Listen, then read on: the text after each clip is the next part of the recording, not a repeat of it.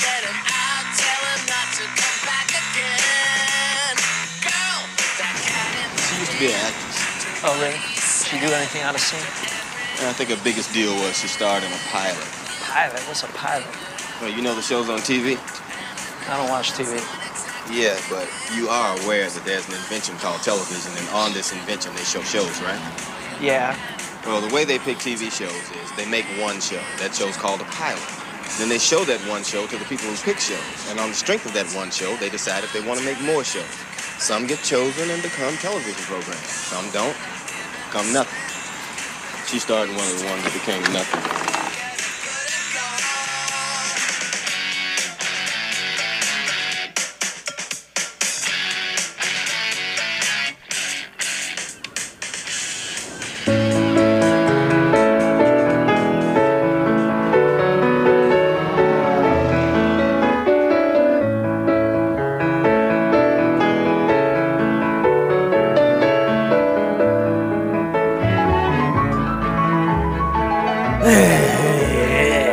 Welcome to Couch Pilots, all of my friends. It's the show that dares to fly into the unknown territory of awful television pilots of the past. My name is Jason, and with me is the man who doesn't take trash from anyone, except his wife. It's Captain Philip Restisher. Good evening, I love you. Good evening, I love you too. How you doing, buddy? It's good to see you. Good to be seen. I'm doing well. That was almost a greeting like we haven't seen each other in a while, but we're on a normal schedule. We took a weird month off where we didn't know if we were coming back or not, but we haven't missed a beat. No, we haven't missed a week. And we're back on our normal schedule as far as I'm concerned now. Yeah. How many weeks have we not missed? How many? What's the streak? This is episode 384, and we've never missed a week. Yeah. So it's, that's like, what, 5 years? Sometimes I vent to people. Sure. I'd be like, God damn it, Blake's he canceled on me. It's a bummer. But I always step it back and say, you know what?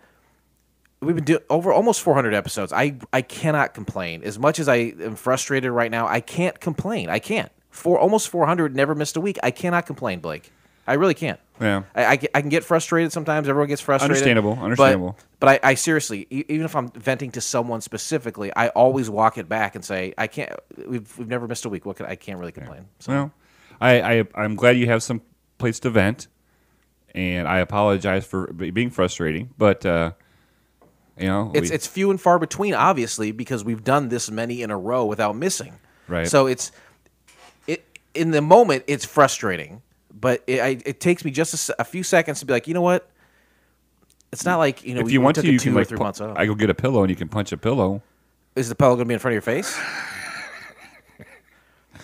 Hey, recently I feel bad that I've stressed you out that much. No, you don't. I like I said, I immediately get perspective in a situation. I'm able to step back and take a look and realize, you know what, it's not a big deal. You know what would be a great idea for an episode is to bring a shrink in here. I thought Matt did that. Well, yeah. We did a couple episodes apart a few years ago, and Matt brought us back together. Yeah, that's true. That bit's already been done. So what do you know about shrinks and counseling? Anything? Not much. All right. Well, if you ever come across one, you could bring. I've had my fair share. I've had my fair share. I've never been to a counselor before. Really? I've never like laid on a couch or just. I've never laid on a couch or like opened up to a person that I was paying. Never opened up to a person who you're paying. All right. Do you think? Sometimes they say prostitute. So they hire me and they don't want to have sex. They just want to talk, or they just want to lay in bed and they want to cuddle. Yeah. You're like, if I this shit, I just have a girlfriend. I totally get that though. I get that kind of need for a connection. But do you think that if you hired a whore to like sit across from you in like a living room, it would be a good way to vent or have some sort of? Sure, I think a sympathetic ear or a third party of any kind would be beneficial just to talk your feelings out. But I mean, I would hope that it was like a discounted rate as opposed to like the sex rate. Because there's almost no penetration. Almost none. Well, I'd feed her a nice apple pie. Oh. It's not a metaphor for anything. You're really into. I just like Costco apple. You're into. Oh, I thought maybe you're into baking. No, yeah, you're right. The pandemic taught me anything. It's how to make a loaf of bread and a nice apple pie. You don't bring a whore to the house though, right? No, you can't do that. You have to go to a motel, hotel, Holiday Inn. Right. I would. You definitely. And they always have a a fold out. Like the couch is like a fold-out bed, Yeah. and so I mean, If there's a couch in the room, and there's it always will a fold chair, out. so it's kind of like a counseling office, except there's a bed there and Yeah. and a bathroom and a lock on the door. Yeah, maybe I'll look into it. Maybe I'll look into a whore. We'll see. Where are you at, sexual frustration wise? Where am I at sexually gay? No, where are you at sexually frustrated wise? I mean, it's It's funny you mention this because, well, I will still, please myself, sure, whatever, and I still like to look at ladies. sure.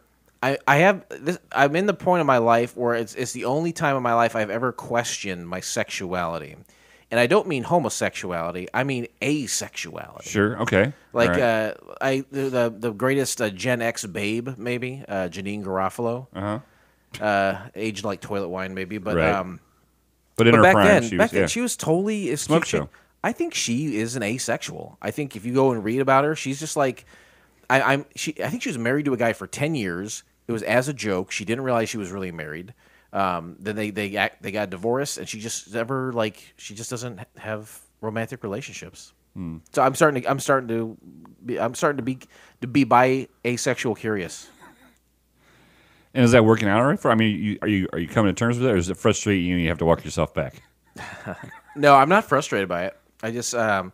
Do you think you have mind clarity now? Like, do you think that your other tasks and other things in your life, you have a more of a laser focus because you don't have the distraction of chasing poontang? No, No, I don't think. I no. have Then a you need to laser go back focus. to chasing poontang. Then Maybe if so. If it's not giving you a positive reaction. Well, I that's just one example of something positive.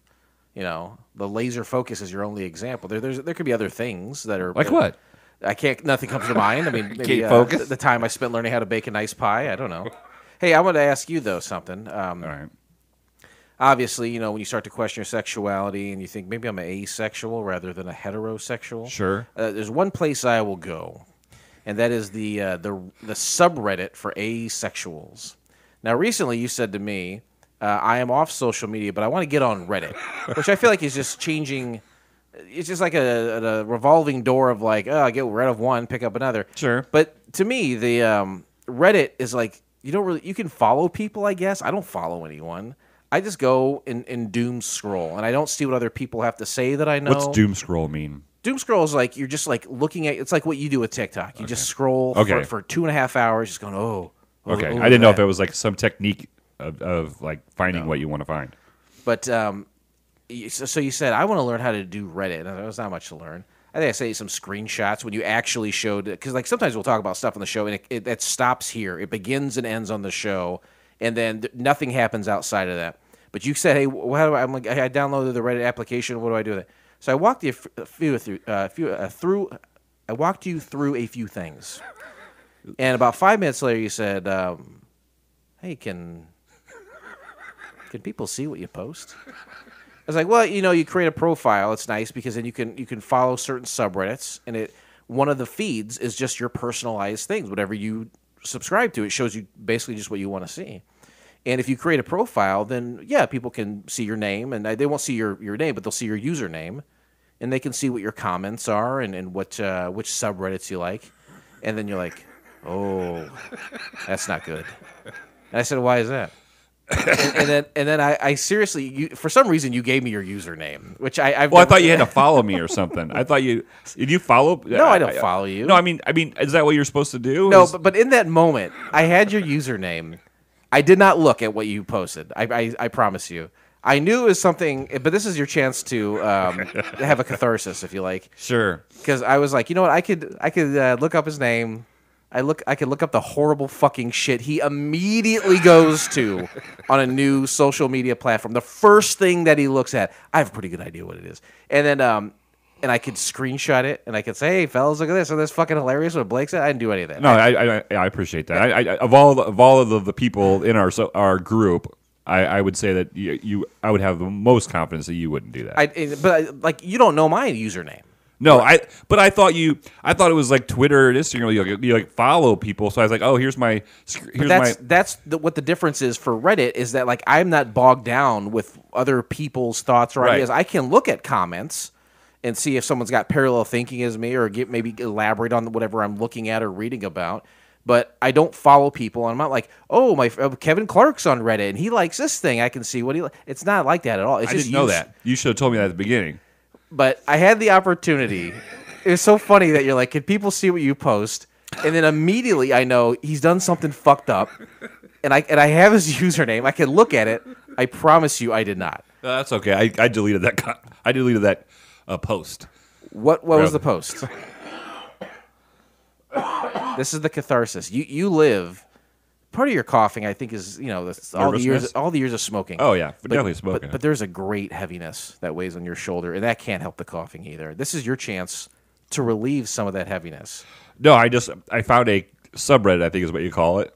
I found a subreddit and posted an advice question. Mm-hmm. And what was? Can we say what the subreddit was? Nope. Does it rhyme with schmam schmexual? No. I don't believe that for a second. No, it doesn't. No, I Yes, it is. No, fucking liar. No. Okay. It was more specific than that. Okay. No. Yeah, I didn't know how it worked. I thought that's why I gave you my screen. I guess now that you talk it out to me, I understand that, yeah. I feel like you threw away a social media thing, and you're like, there is this weird chick with a dick hole in my life. I'll get the news. I'll get a new app, and then I'll run as fast as I can towards that. And I'm speculating. I'm probably right, but I'm speculating. Why is it that's the first something that you're ashamed of? You ran full steam at because I don't know. It was, to me that was like, oh, Reddit's kind of different than all this other stuff. I've had I did a great interview today that I'm going to put into the show. It's a great American interview. But this right here, this confrontation is what I've been looking forward to all day. But you can't speak to why that you download an app and the first thing you run as fast as you can to is something that you're so ashamed of that you delete it. Yeah, that's you can't speak to it. I can't speak to it. So you're not going to tell us what the subreddit is. No, and you can't explain your predilection to run towards it. No. Okay. Can you give us your advice? Like, if there's no context of what the subreddit is, can you give us the comment that you made? Well, I asked for advice, but you asked for advice. It was a post that I asked him for advice, and I didn't keep it up to get any responses because I quickly found out that you should have explained it to me. I would have left it up, but if you would have said, if nobody knows that's your screen name, you don't have to worry about it. That's true. I mean, you could delete. So it's your fault. I didn't know you're going to be instantly ashamed of every one of your actions online. No, you could delete your current profile. You create a new one with a new name.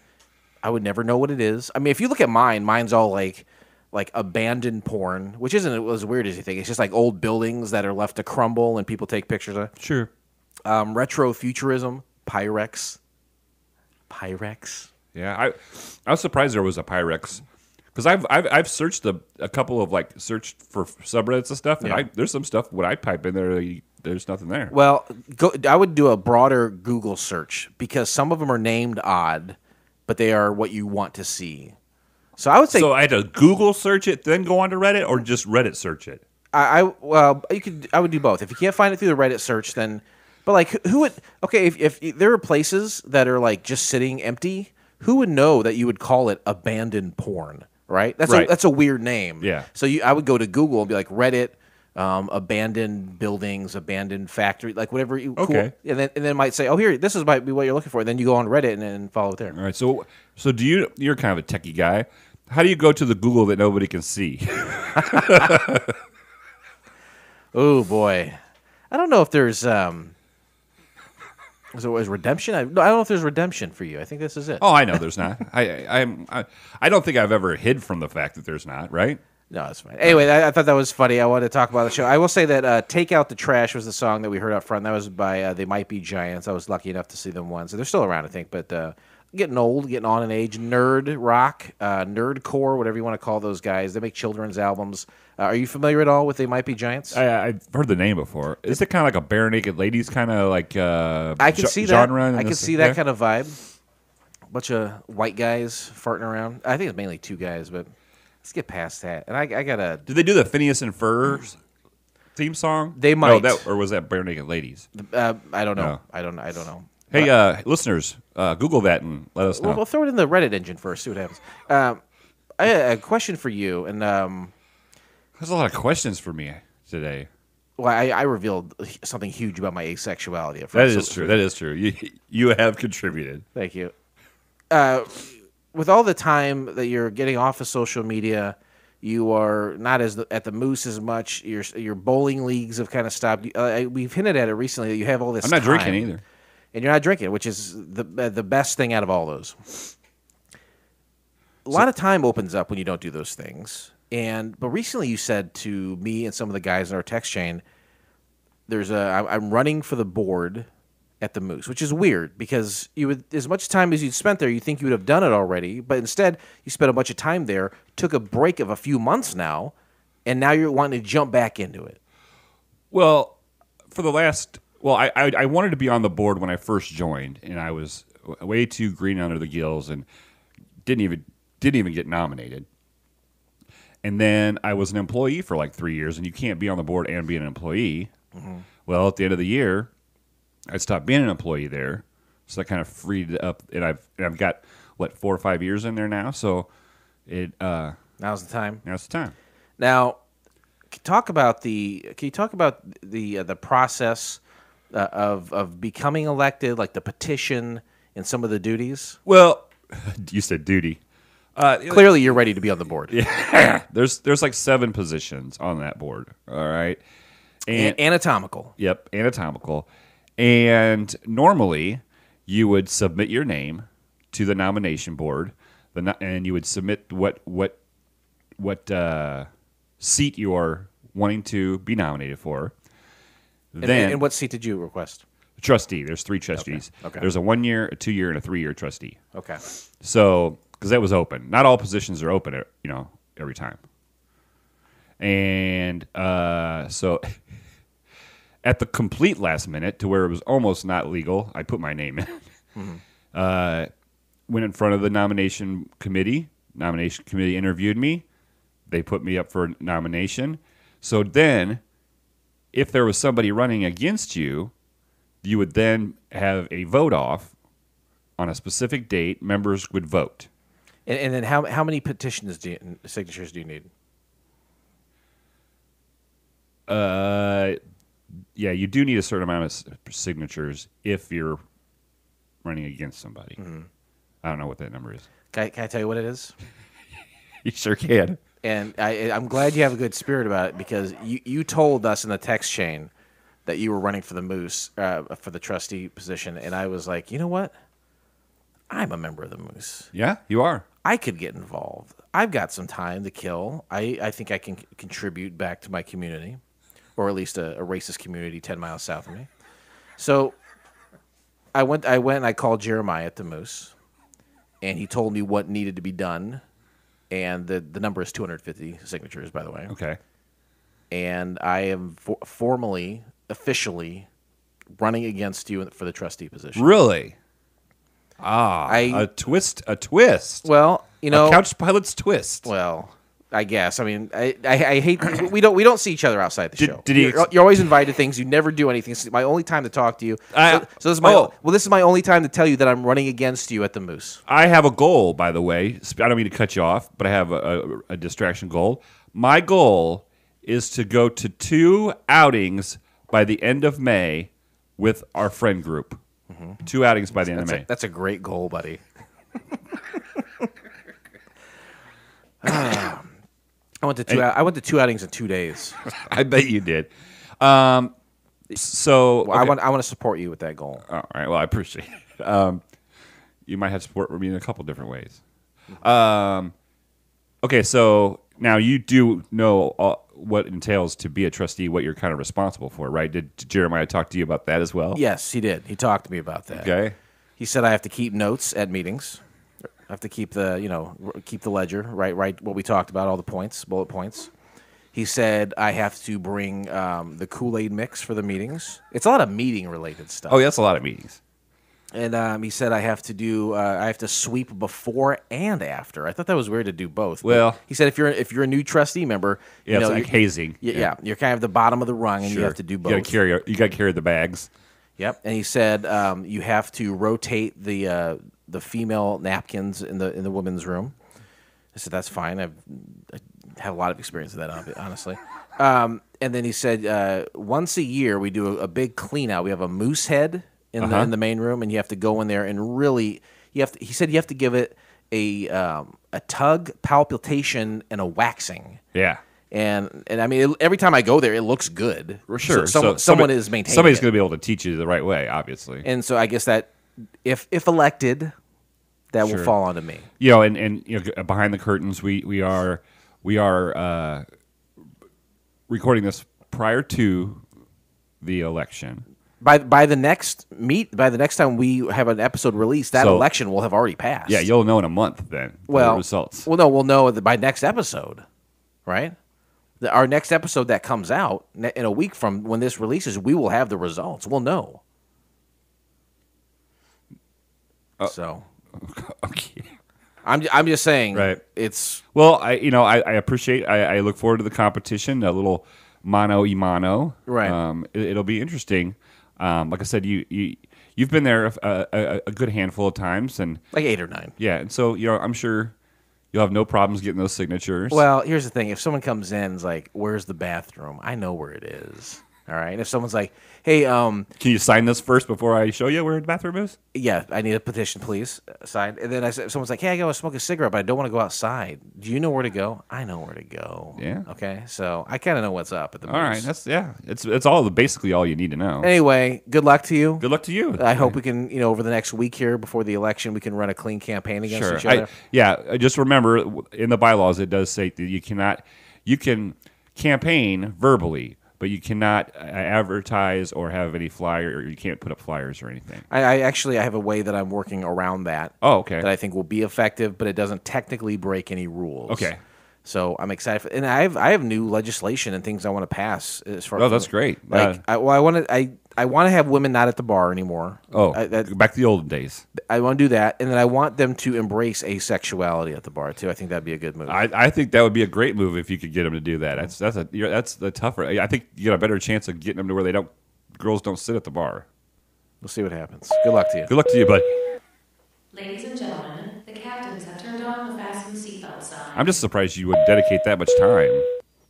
Oh yeah, like if something's driving you, like say you have a certain amount of frustration that's been building over 7-8 years, and you bottle that, and then you release it. Sometimes it comes out in laser focus.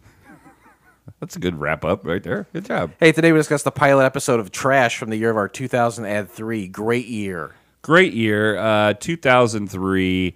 I was 28, and you were 22. You were of legal age. You were starting to have sex, probably. Yeah, I could finally have sex. At 22. I was holding it the I whole was time. 26, so I think I was divorced already, and I think I was with Carrie Ann by then. Yeah. Lucky. Real quick, a little side note. I've been watching this series on Netflix called You, and there is a character on that, and I don't know if you know anything about the show. I don't want to do any spoilers, but she's a crazy person. Isn't it about a stalker or something? Yeah, kind of.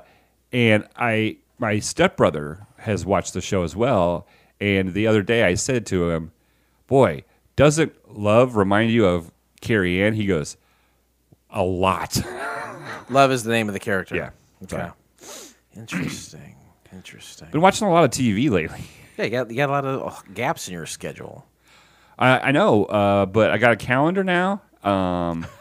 Bowling is over as of the release date. As of recording, I have one more Sunday, and it's done for the summer. There you go. My calendar just busts wide open. I think what's going to happen this summer is that you are going to increase the amount of caloric intake with all the food and stuff you're shoving in your mouth instead Oh of God, booze. I'm shoving a lot of food in my mouth. But all this extra time you have, you're going to be out in the yard busting your ass, and I think you're going to look like a goddamn Adonis by the time. I'm hoping so. I've already put 3 hours into lawn maintenance. Labor Day hits, man.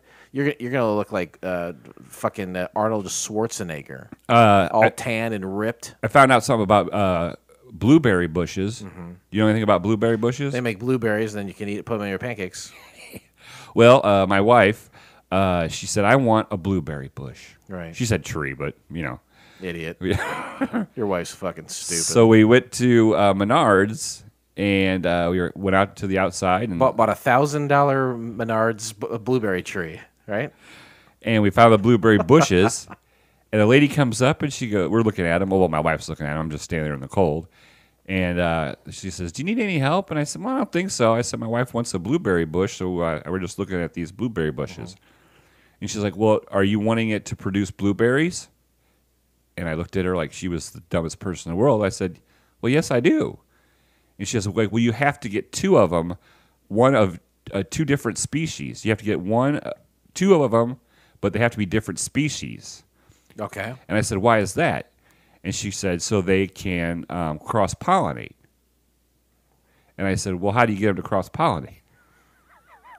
You leave like you leave like landscaping magazines out? Right. Because and as soon as I said the question to the lady, I saw her face. Then my brain registered and said what she said to me. She goes, bees?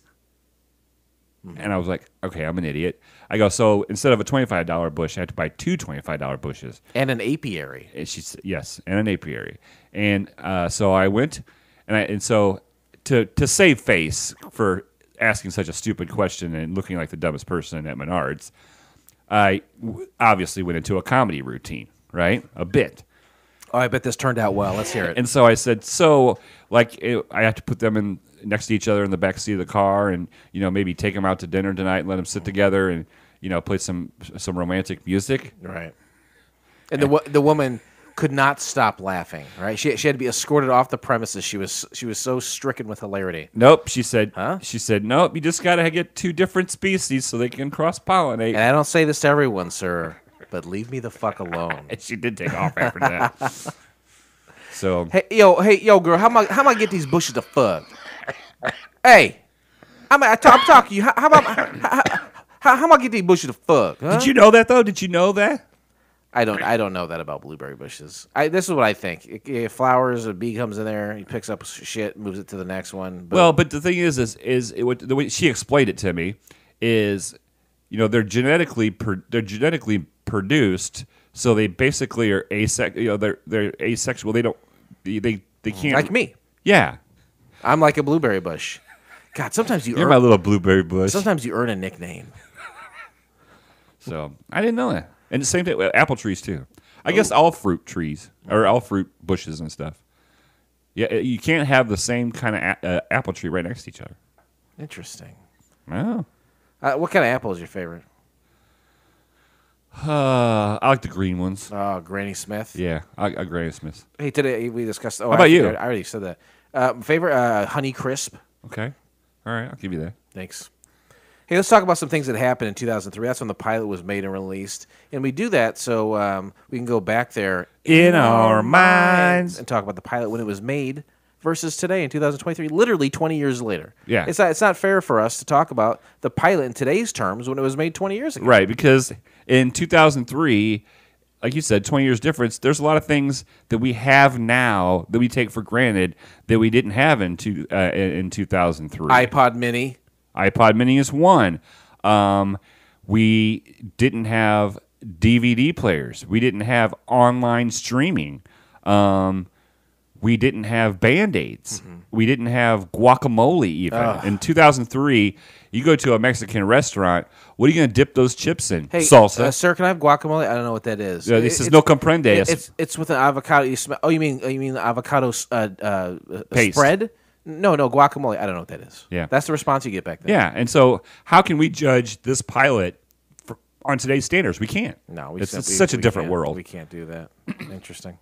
Here's some things that did happen. April 9th, U.S. forces seized control of Baghdad, ending the rule of Saddam Hussein. You remember that? Yeah, I remember that.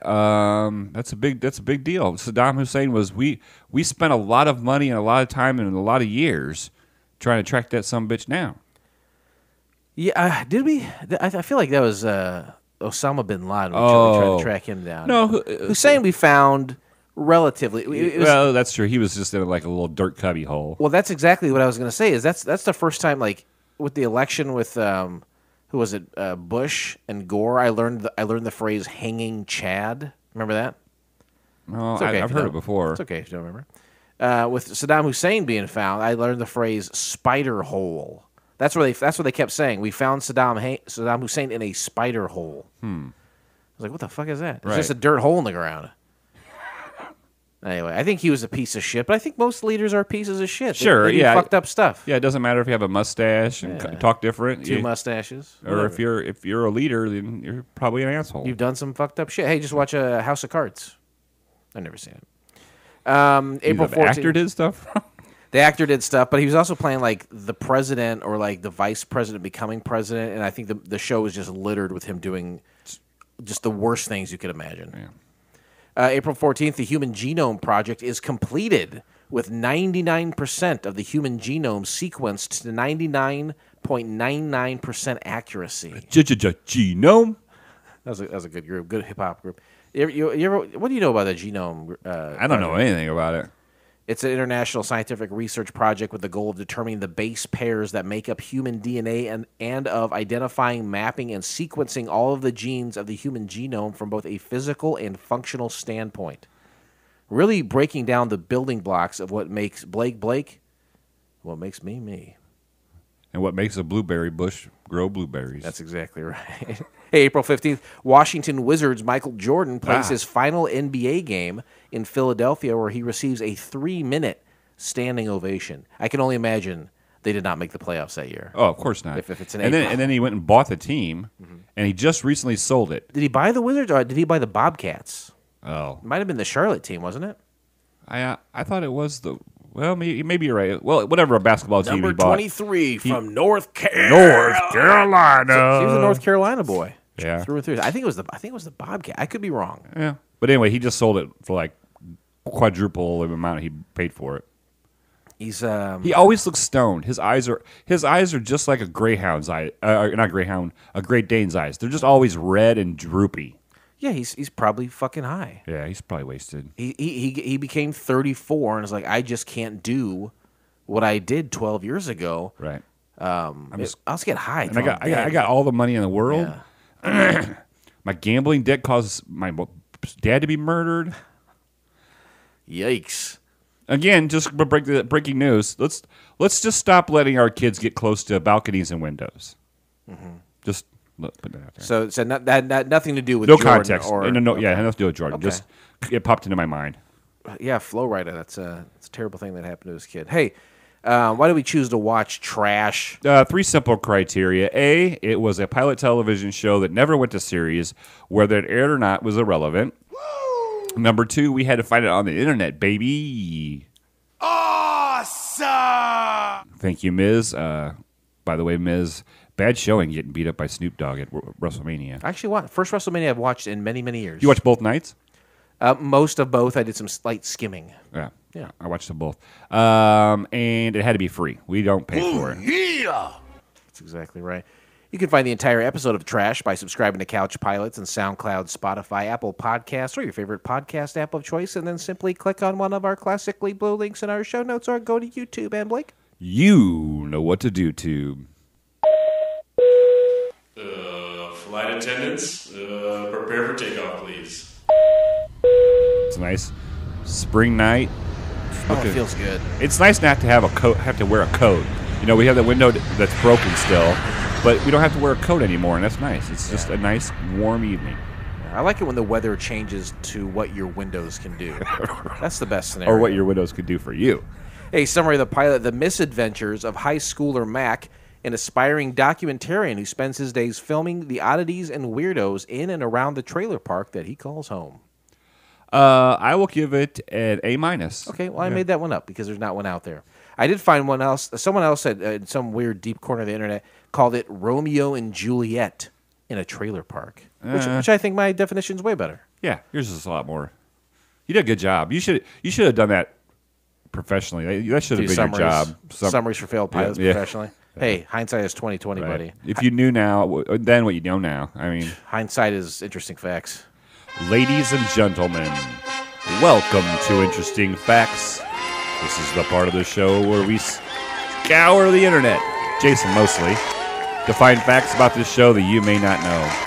All we ask is that you don't taint someone else's experience by giving your opinions of these facts.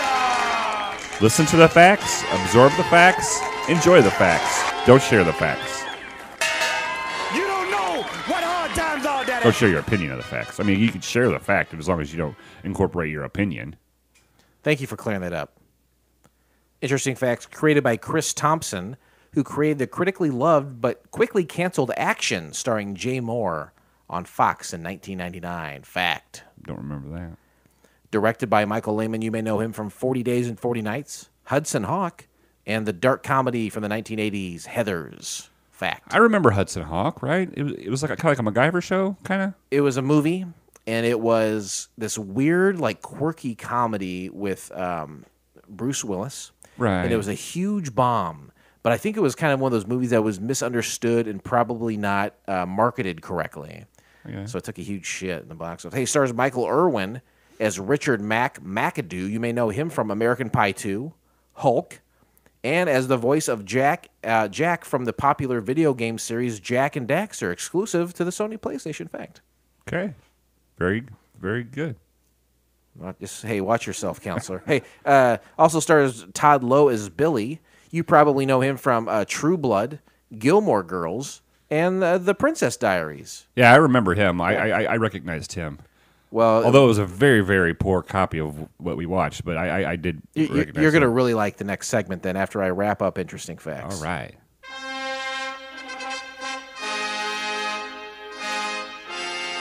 All right, enough of that. Hey, Twitter responses. Twitter responses. I wonder if Jason got some Twitter responses. Do I? Hey, listen up. Anytime we watch one of these pilots, we take a look at the writers, directors, producers, creators, and actors, and we say, hey, greetings from the Couch Pilots podcast. We talk about TV shows that had only one episode. Next up for us is Trash. We're excited to watch it, and we're wondering if you had any fun or interesting info you'd like to share. Thanks. We hope to hear from you. Well, the very last guy I mentioned, Todd Lowe, Billy, from the program, he, as previously mentioned, he responded, hey, you got a copy of it? I can share some stuff. Sure, DM me. And DM him I did. Hey, let's go to my interview. It's about a half hour long with Todd Lowe. And man alive, was that guy a delight. Let's listen to it now. Perfect. All right. Very happy to have today's guest with me. You may know him from his Los Angeles-based country rock bands or his many theater, television, or film roles, or even today's pilot, Trash. Todd Lowe, welcome and thank you for joining me. Hey, thanks for having me, Jason. Absolutely. So I'm looking in your background. You're from Houston. You attended the University of Texas at Austin, graduating with a Bachelor of Fine Arts. Were they always the plan? What sent you in that direction, and how did you end up in L.A.? Well, I went to college, went to the University of Texas as an engineering major, and I got a C in calculus. And I didn't think that would really be where I would go. And I did theater in high school, and I couldn't take the good classes for majors. So I switched my major, went to the bursar's office and switched it to theater just so I could take some of the good classes, and then kind of scrambled so my report cards weren't going back to my parents and had them rerouted to me so they didn't know.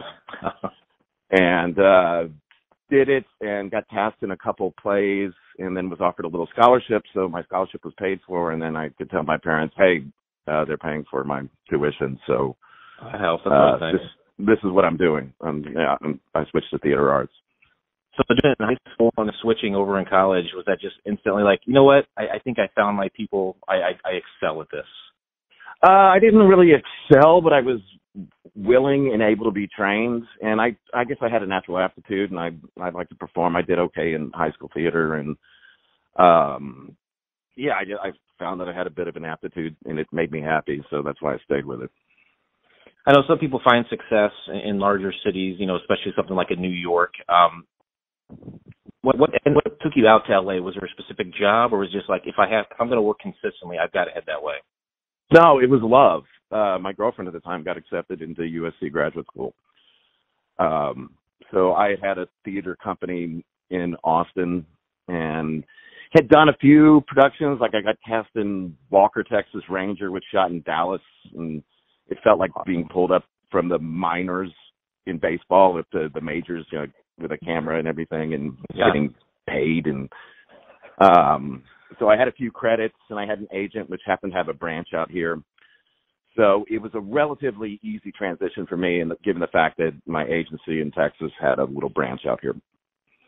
Can I ask, did you have any scenes with Chuck Norris?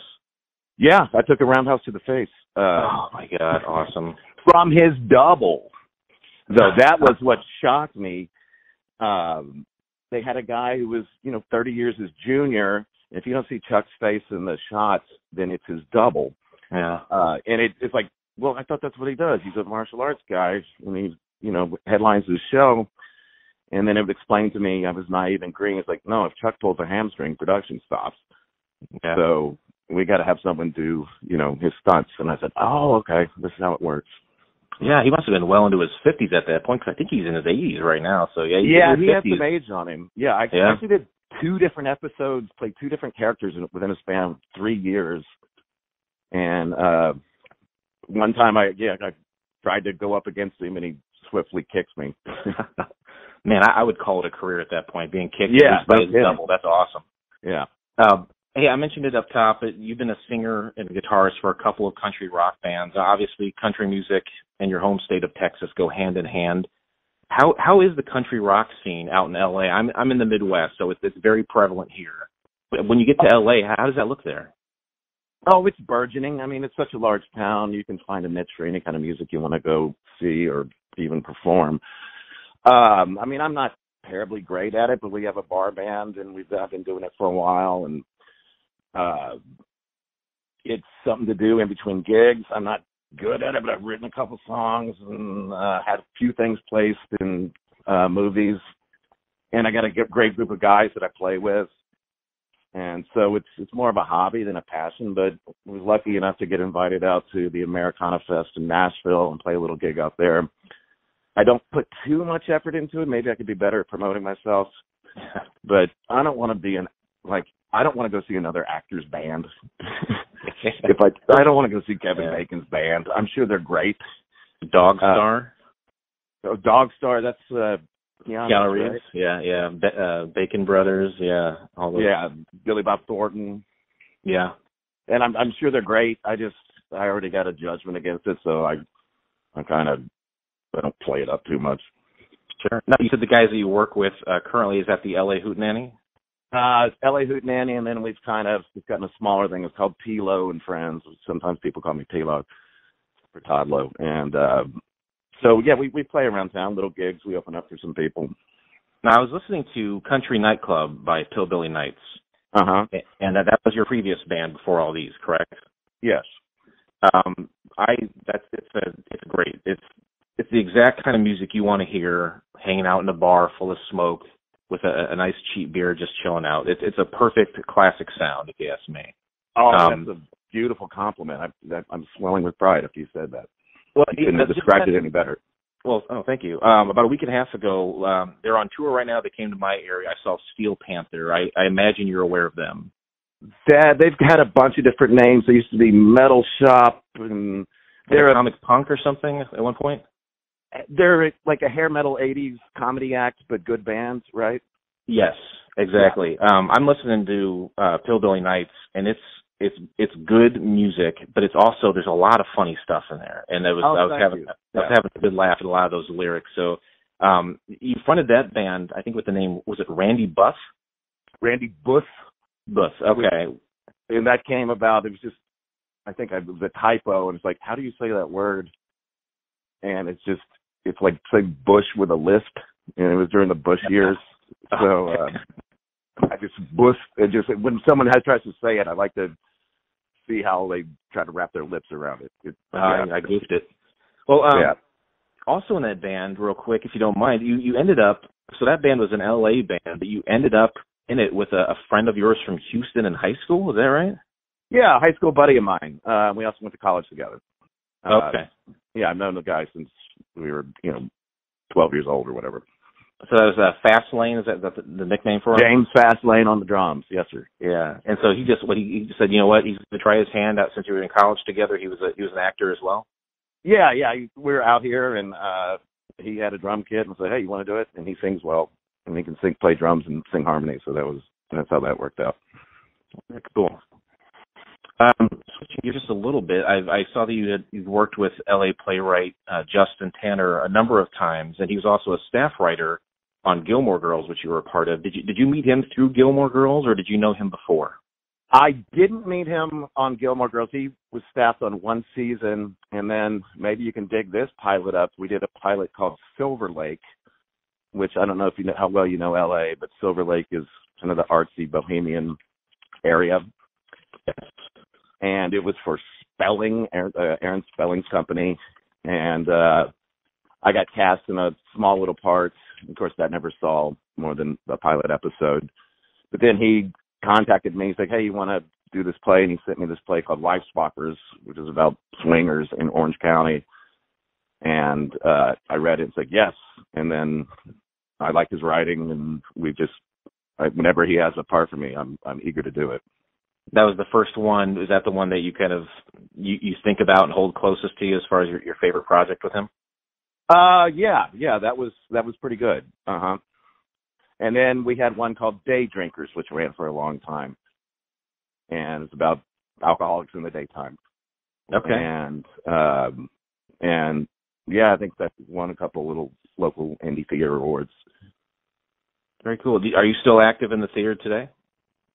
Well, the pandemic is things are starting to come back around, but I haven't been cast in a play. It's not that I'm against it. I just been kind of holed up in the pandemic trying to shed my COVID 15 pounds to be camera ready again. Boy, I hear you, and I don't even have to get on camera. Yeah. I mentioned before Gilmore Girls. You've been a part of a couple of projects, actually, that have been kind of near and dear to my heart. First of all, Gilmore Girls, my daughter's mother is such a fan of that show that we named our daughter after the co-leads of the show. So, your daughter's name is Rory? Lorelai? Okay. Yeah, my daughter's name is Lorelai, and she is too. She's like 17 now, and she's since become a fan of the show as well. And she was very excited that I would be speaking to Lane's husband today. So she was happy about that. Anyway, she's 17. My daughter's 17. Yeah. So that show has had such a great shelf life. It just keeps going, and it airs on different networks, and it airs internationally. I get nice residual checks from it. And it's just the timelessness of that mother-daughter relationship and how it's just held up. I mean, kids like your 17-year-old kid, some of I don't know if she knows what a Sonic Youth reference is. Yeah. But it has some really hip, references current to the early aughts. But and the 90s, because Lorelai was, a Gen Xer. And it's just cool that it's still resonating with young people. Those are the best shows, the one that stands the test of time, and you can go back generation to generation, and it holds up. I think it's really all about those characters and people gravitating towards them. Those references come and go, but those, the human emotion and those connections always remain. I guess my question about Gilmore Girls was, you joined in the third season, and by then it's already kind of rocking and rolling and established as a successful program. How was it joining something like that in the third season? And do you know if there are any other future plans to revive the program, kind of like the Netflix A Year in the Life? I can't speak to that as far as them bringing it back. I know that Amy Sherman Palladino has mentioned it in the past that she could. I know she's busy with Miss Maisel. But back to the first part of that question, that same week when I auditioned for it, I'd also gotten cast as a little part on NYPD Blue. And I said to my agent, I want to take the NYPD. My parents watched that. I'd never watched Gilmore Girls. And my agent's like, no, I think this is the way to go because it could turn into more episodes. And it did. It turned into like 45 or 50 episodes. Yeah. for me, and so obviously I was steered in the right direction on that. But yeah, I remember going in for the audition. I brought a guitar. I sang a Pixies song in German. Oh, can I ask which one? Where Is My Mind? Okay, sure. And I guess they thought it was just weird and kind of cute or something, and so they cast me. And I didn't know it was going to turn into so many episodes. Wow. Well, oddly enough, the Pixies is one of the first concerts I ever took my daughter to, so that's yet another connection. Hey, the other Chicago band too, right? Yeah, I actually saw them in the Tinley Park area of Chicago. Is them, and they're opening for Weezer. And I remember a buddy of mine was like, "Why are the Pixies opening for Weezer?" And I was like, "Yeah, right. Yeah, the Weezer's way more popular. It makes sense." I was just happy to be there. Mm-hmm. The other project was perfectly timed and executed, True Blood. And for me, cards on the table. I was dating a lady who loved True Blood, and she found it to be an aphrodisiac. So subsequently, it became a favorite show of mine as well. But that was another program with such an intense fan base. Do you ever have any awkward fan-related encounters, and how do you handle those kind of situations? When it really had heat, and then our band, LA Hootenanny, we had a weekly residency at this hip downtown LA club. There'd be some people that show up with fangs and some goth makeup and fangs and want selfies, and it was never anything too uncomfortable. But yeah, it was a bit of a fervid crowd, and then because of its kind of horror and not sci-fi, but just horror genre stuff, I was lucky enough to attend some conventions. Oh, sure. And got to meet that kind of, rabid fan base. But nothing was ever too scary or anything. That's good. Yeah, that's going to be a creepy kind of thing if someone crosses the line.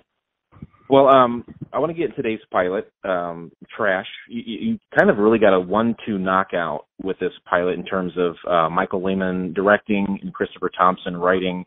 How did you get involved in this pilot? It was just pilot season, and I was young talent. It was just kind of a new fish, and it was for WB, as I remember, so they have their specific, they make shows for, I guess, younger audiences. And I got cast. I went through a few rounds and then a testing process. And then I got a call from Chris Thompson as I was having lunch with some friends saying, "I think I did pretty well." He's like, "How you doing?" I said, "Okay, I'm eating a cheeseburger." He says, "Well, you need to put down the cheeseburger. You need to drop about 10 pounds. Because you're the guy we want." For Billy, I believe is his character's name. Yep. And it's like, all right, I'm spitting the cheeseburger out. I'm starting to exercise and see how much I can lose. He's like, "Yeah, we need you to have those abs and stuff for the billboards." It's like, good God. And I was like, I don't know if I can do that. I'll try. And then negotiated a contract. I think it was for 13 episodes. Of course, it was just a pilot. It didn't go anywhere. It wasn't bad. I'm curious to where you found it online. I haven't looked for it. Is it on YouTube? It's on YouTube, and I think it's okay.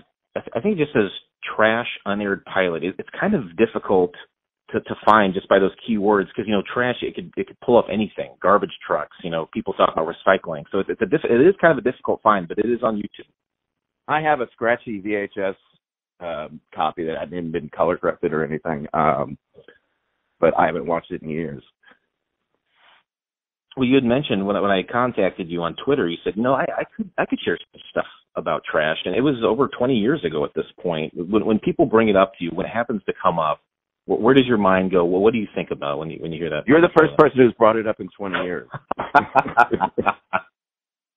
Well, it stirred something in you because you said, I could share some stuff. So, I mean, well, we shot it. There was an exterior, and I was excited to work with Michael Lehman, who later directed a bunch of episodes of True Bloods. I mean, I was a big Heathers fan.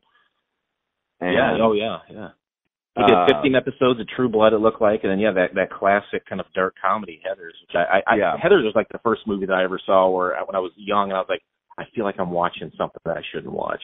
You felt kind of cool watching it and doing kind of some dirty stuff. Yeah, and you take it and you share it with your friends, and it's a whole feeling. Yeah. Inside, I'm sorry, talking to my dog. I was, as when you contacted me on Twitter, I was thinking, what can I share? I do remember, so we shot it out in this little trailer park. It's a little bit north of LA, in a somewhat rural area. I mean, it's a trailer park. Mm-hmm.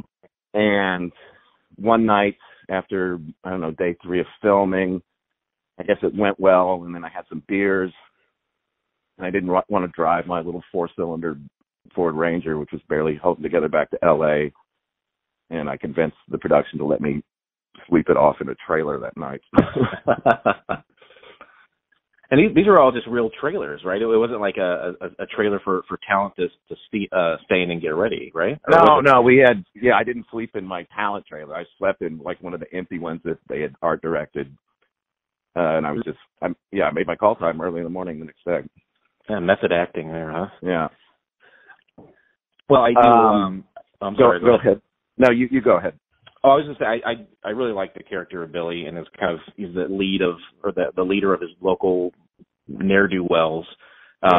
If the series had continued, I mean, you already mentioned it, he's going to throw your abs up on a billboard, so obviously Billy would have been a series regular.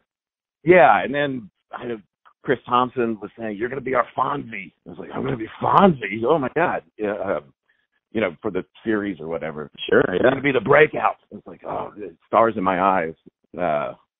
Right on, let's do this. And no, I don't want, my guy's not going to wear a pork pie hat like you want me to wear. That's too Kid Rock. I want to do something different, like a little eyeliner or something.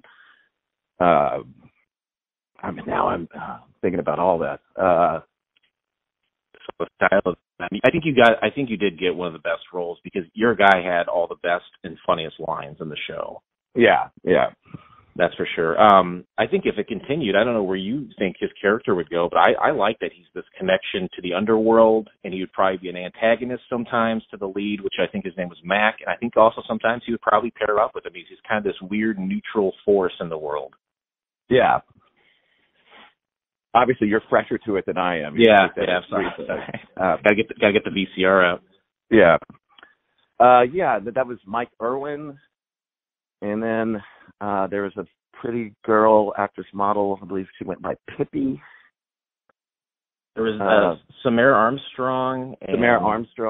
And Catherine Bocher. Those are the two kind of young women in the show that were. Yeah, they're beautiful young ladies for sure. Yeah, and then Lisa Blount. Yes. Rest in peace. Yeah. And I remember really connecting with Chris, and then my agent's like, "Oh, don't play golf with that guy. He's a golf hustler." It's like, I'm not a golfer, so don't worry about it. And he just had great stories because he wrote for everything. Yeah, guys like Laverne and Shirley, Bosom Buddies, Larry Sanders Show, incredible. Yeah. That action show with Jay Moore in the late 90s. Jay Moore, yeah. And then kind of towards the end of his career, he had a lot of success with that Disney show, looked like Shake It Up with Zendaya. Yeah, that's correct. Yeah.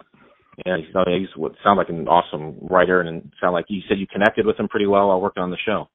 Yeah, well, he was the one that was plying me with beers that night that I had to stay out there. Yeah. Well, I know sometimes actors are the last to hear anything concerning what they're working on. Do you happen to know why Trash wasn't picked up? I have no idea. I mean, I'm not on that end of the production or running a network. I don't even remember what half hours they did produce that year, and if any of them stuck around. Well, I don't think I found that a lot of information about the show, so talking to you has been pretty informative, but the CW, when you said that, it makes total sense, because I'm going through the show, and in the background I'm hearing whispers of music, and I've got my Shazam out, and it is loaded with modern music, which, it's telling, because, the CW was all about youth and getting all that modern music. I don't know, maybe it was a licensing thing, because all that music is not cheap. Well, that was all placed. I do know that before it was even bought, just for the presentation, because I think there's a Coldplay song in it, and yes, that couldn't have been cheap at that time. So whomever placed the music, and then we'll just place it just as a stopgap until we sell the show, and we might have to change the songs to something more affordable. But I assume that's why some of the music was current and hip to the era. Yeah, that makes sense. Well, I found it to be a fun and unique show. Even back 20 years ago, everything still had a laugh track on it. This didn't. This was doing something unique, and it's a shame it didn't go forward. But yeah, it's a single camera. Yeah. Yeah. Yeah, just 4 or 5 years after that, we got shows like, The Office and 30 Rock, where there was no laugh tracks, and that really kind of set a standard at that point. Even as far back as '03, yeah, we were still getting a lot of laugh tracks. So it was a cool and interesting idea. As far as upcoming projects, though, I was looking into a film that seemed like you had worked on recently called Healed. I have, and I'm curious to see.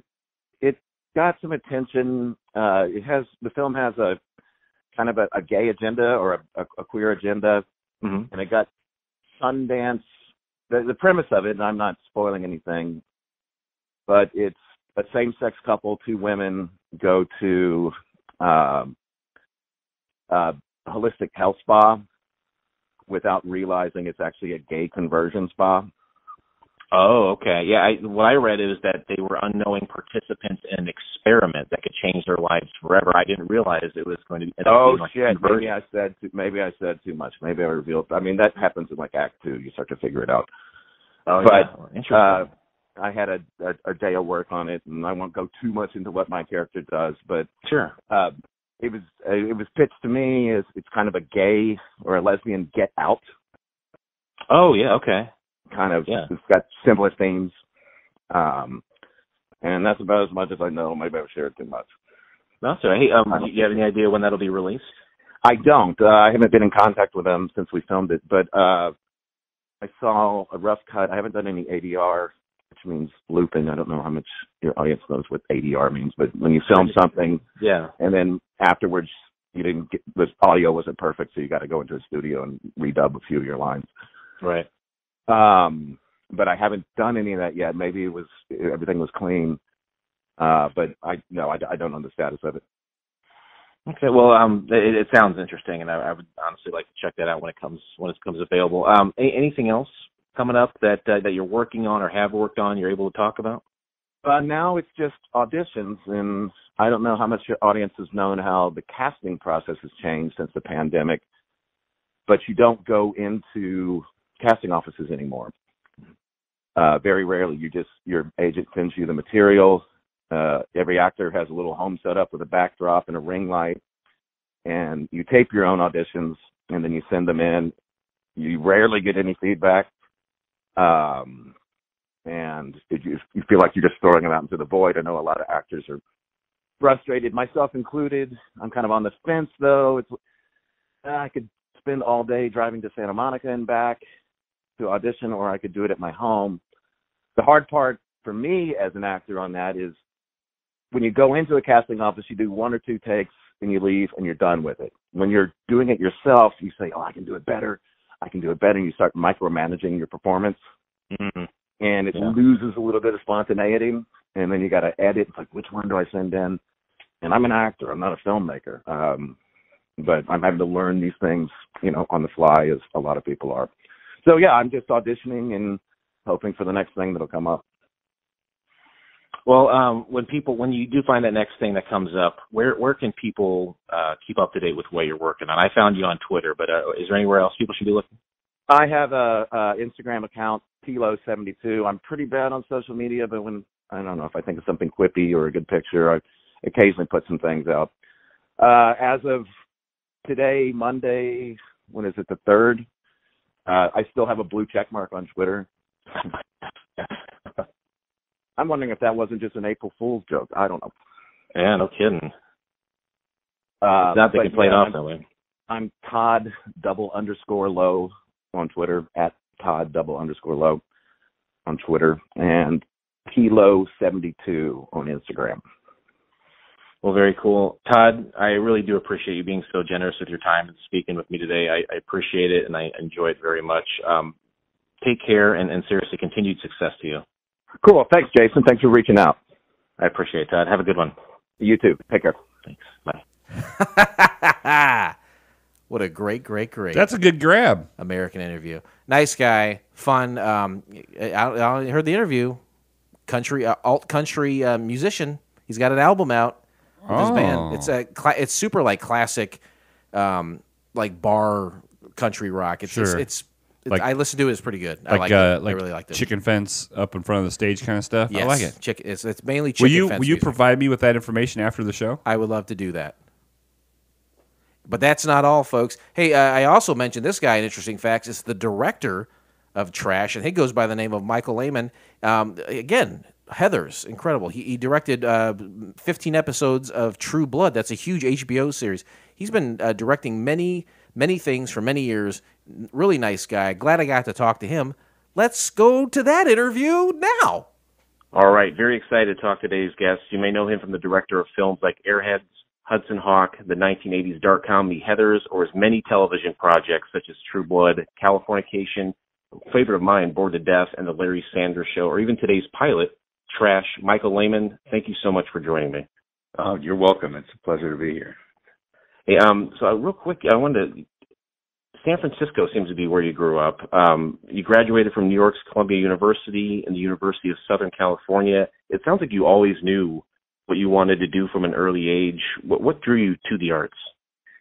I was one of those kids who did a lot of artwork and stuff like that. I mean, I played in a band and I was obsessively drawing and I really thought I was going to be a painter and considered going to art school out of high school, but wasn't really sure about it and I ended up at Columbia where I studied philosophy because I also had a kind of academic bent. And then that didn't really feel like the right thing for me to do with my life. So I ended up back in San Francisco after college and really, really wanted to be a filmmaker, whatever that meant, and got a job answering the phones for Francis Coppola's company in San Francisco, and then made my way down to LA. And, so from an early age, I was one of those obsessive film kids, Did you have favorite directors that you just would obsess over?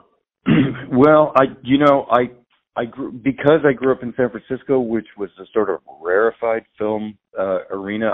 I saw a lot of foreign films as a kid, French films. So I liked people like Truffaut or Godard and all that kind of stuff. And it was a little bit, maybe when I was in high school, I started realizing, well, I'm watching all these foreign films and things like that. They meant so much to me. Then I became obsessed with American film and films from the 50s, that sort of thing. But I think, from my generation, it was always like, Coppola, Scorsese, Polanski, Sure. Blaine Friedkin, this sort of standard stuff that was really good, that was being made right there. Yeah. Well, do you keep up with the painting at all? Is that something you do in your spare time still? No, I kind of turned away from it and never went back. I always think one day I'll sit like David Lynch paints and Steven Soderbergh paints. And I thought, these guys are film directors. It's a very different process when you sit alone with a canvas or a piece of paper than when you go on a set and work with a whole bunch of people. So I'm pretty gregarious, and I like the collaborative work a lot. Well, getting into some of your early work, I know that it looks like you worked on The Outsiders in the early 80s. Yeah. And film is just one of those that has continuously stood the test of time. New generations are constantly discovering. A few years ago, my daughter, who's now 17, she had a love affair with that film a few years ago. and being present, go figure why, right? All these filled full of a bunch of young Hollywood hunks. But being present for the making of it and knowing now how like the massive talent of the on-screen talent was that energy felt on set? Was that like a palpable feeling while working there? We knew that these young guys who were being cast in the film, and Diane Lane, and that they all had this kind of charismatic quality. So yeah, you never know where anybody's going to end up later on, but at the moment, it was clear that group of young actors was super special, and people talked about them, even the ones that weren't known. And it's funny, like, some of the ones that were better known then are not really so well remembered now, and some of the ones that were starting out on that movie became big stars. Something else I came across that you'd worked on early too was something called Ed's Secret Life, an unauthorized biography. Now, this was a short that you had worked on about 4 or 5 minutes long, and it ended up airing on the Halloween episode 1987 of Saturday Night Live. Yeah, it's about basically what happened to Mr. Ed after the show, right? Yeah, you are the very first person who's ever asked me about that. And that was my first professional directing job.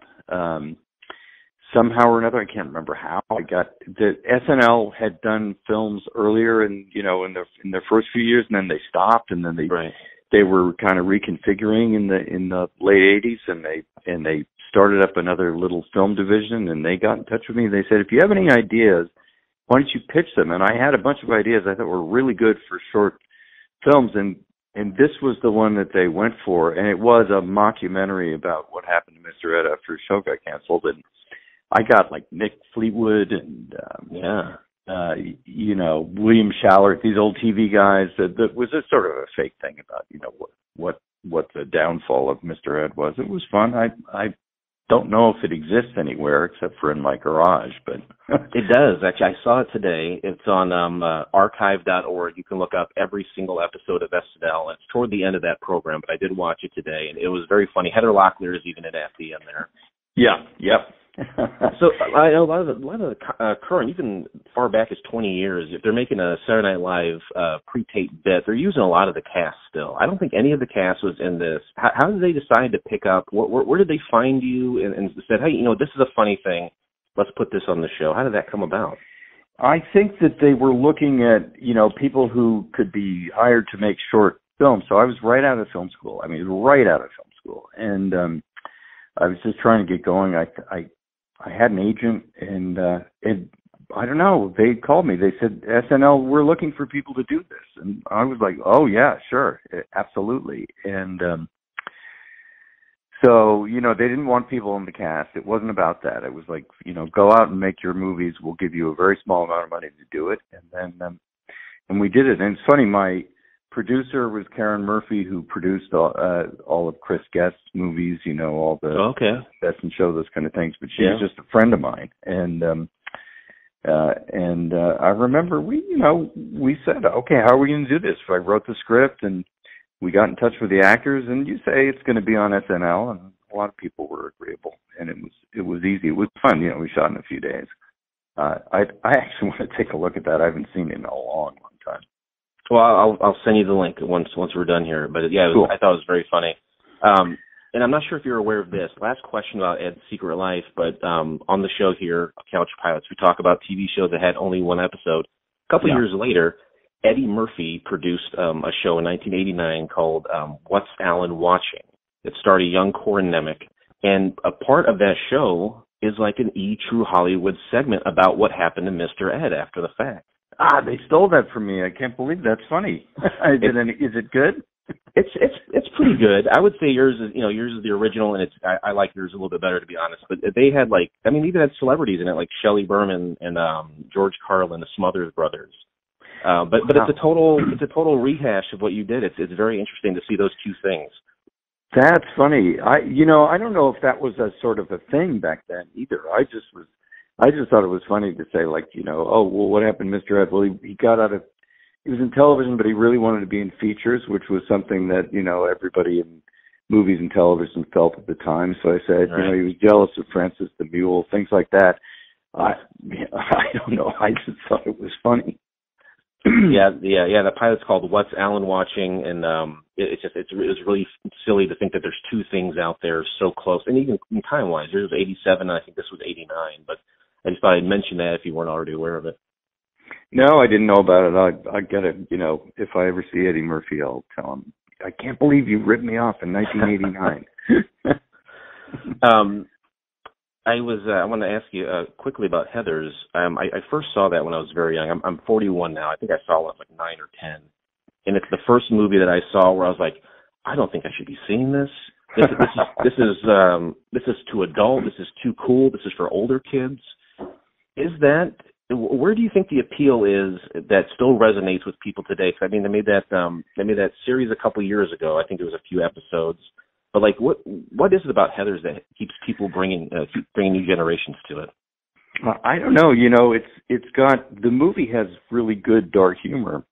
Dan Waters, who wrote the script, is he's a genius. His stuff was amazing, and I think that perspective, that kind of dark humor, teen perspective is something that really resonates with a lot of young people, and they don't get it enough. You know, most material done for young people is designed to make them feel uplifted or good, or, you know, it's somehow or another it has to have a positive element to it. Even like the John Hughes movies at the time were all very they were very sweet at the end of the day. Or things are presented as drama. You know, people are bullied in school, people have drug problems, people commit suicide, all this sort of stuff as heavy drama. But Heathers took the heavy dramatic stuff and made a lot of dark fun out of it, and that takes courage, and it also it's sort of, I think young people who have a bent for it really connect to that kind of material, and it's just not made that often. Even now, you know, they make horror films, and there's plenty of violent stuff and dark stuff, but it doesn't have that kind of humor, although a lot of good horror does have a little bit of humor in it, you know, as we know. Yeah, I agree. The humor that really clicks for me is something that does have that humor, and that's definitely a place where Heathers succeeded wildly. Another film you worked on a few years later, Hudson Hawk, 1991. Financially and critically, immediately not a success, but I think it's gone on to make a profit, and also it definitely achieved a cult status. And I think at its time, it seemed to suffer from maybe not being marketed correctly and the audience not understanding what it was. Can you speak to that? And how do you look back at that film? Well, you know, we broke a lot of rules in making that film, and I don't think that the studio understood how an audience might relate to that, so they just tried to sell it as another Bruce Willis action movie, you know, with like Die Hard but more fun, and that really didn't really speak to what the point of view of the film was. And critics were really out to get us, because I think they looked at what Bruce and Joel Silver had done with their Die Hard movies, and they felt that these were Hollywood guys who had achieved too much success and needed to be beaten down a little bit.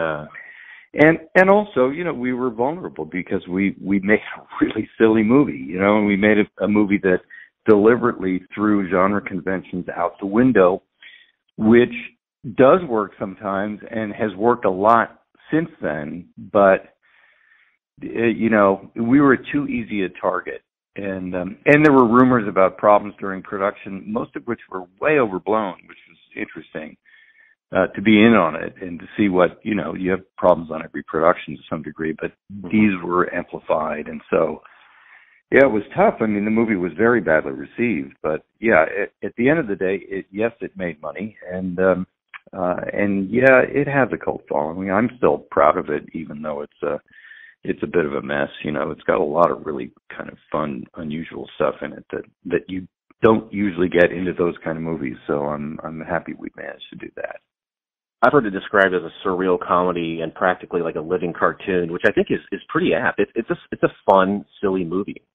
Yeah, and those are good descriptors for it. I mean, that's what we were trying to do. I think that it was funny because it felt as if people didn't realize that that's what we were trying to do. They thought we were trying to do something else and that we failed, and we're like, no, this is exactly what we were setting out to do. If you like it, great. If you don't like it, that's okay too, but don't accuse us of being incompetent at doing the things that we were deliberately completely messing around with. Yeah, I think that would be the big insult of it, feeling like that the people believing you to be incompetent. That would be the anyway. Yeah.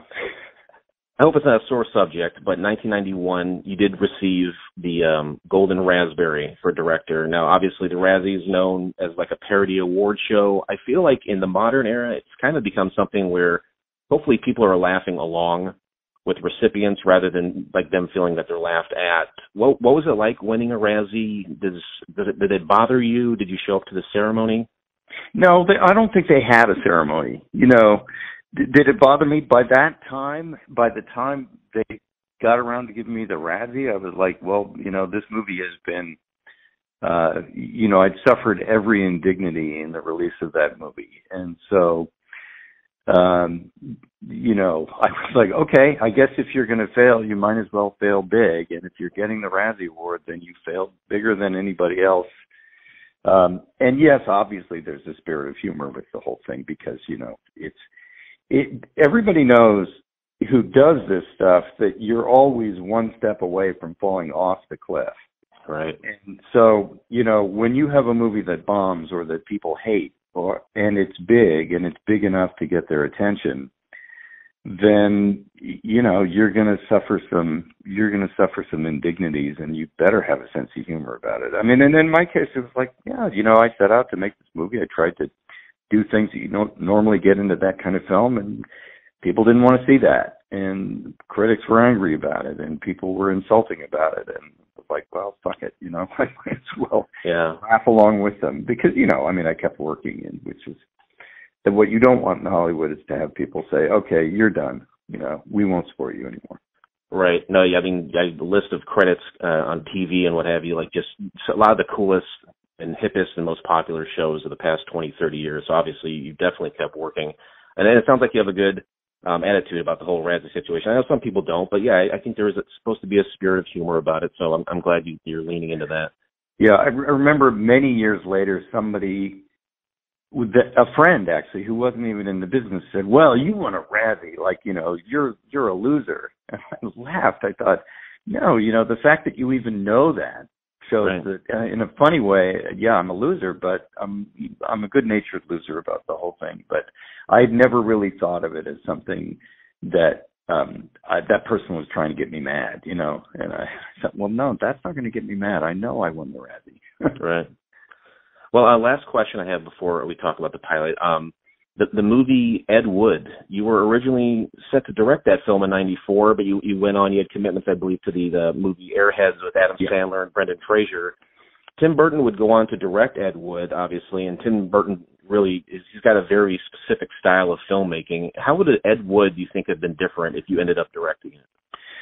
Well, first of all, I love the movie, and I think Tim did an amazing job. And let's put it this way: if I had been able to make it, I probably would have had a $1 million budget, and it would have been more like an Ed Wood movie out of necessity than out of design. And what Tim did, which was great, was he had the resources to make the movie at a healthy budget, and then in many ways have it reflect the aesthetic of Ed Wood. So, he shot it in black and white, did certain kind of acting style, and, that was all very much Tim. I love what Tim did, so, it would be crazy for me to speculate about how I would have done it differently. I certainly wouldn't have done it the same way, but I'm really happy that he made it, and I'm proud to have my name on the film. So, let's leave it at that. Yeah, that's fine. I'm sorry, I didn't mean as a slight toward you or Tim Burton. I just was curious, in a different world if that had happened. Oh, no. I didn't take that way. I mean, it's more like I probably wouldn't have been able to make it in black and white, for example. That was actually, which I thought was brilliant, and I thought was great that Tim pushed hard for that. The movie had, I hope I have this right because it's also quite a while ago, but pretty much, I think it was set up originally at Columbia Pictures and Columbia TriStar, whatever Sony was, and that they were going to make the film. And when Tim said, I want to do this in black and white, the powers that be said, no, we're not going to make this movie in black and white. We are not going to do that, not for this film. And then he went to Disney, and Disney was very interested in, having a relationship with Tim for his movies, and they said, whatever you want. So I wouldn't have been able to do it in black and white. So, my movie would have had a lower end cast and would have been shot in color.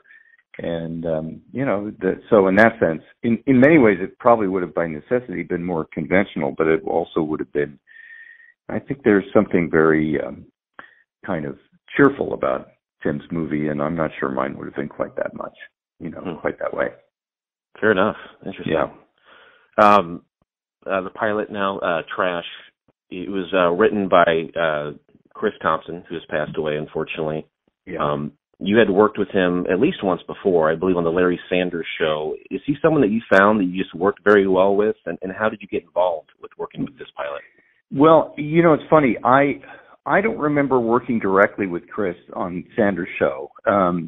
So I knew him and knew of him, and Chris was amazing. I mean, he's really the person to talk about in relation to this pilot.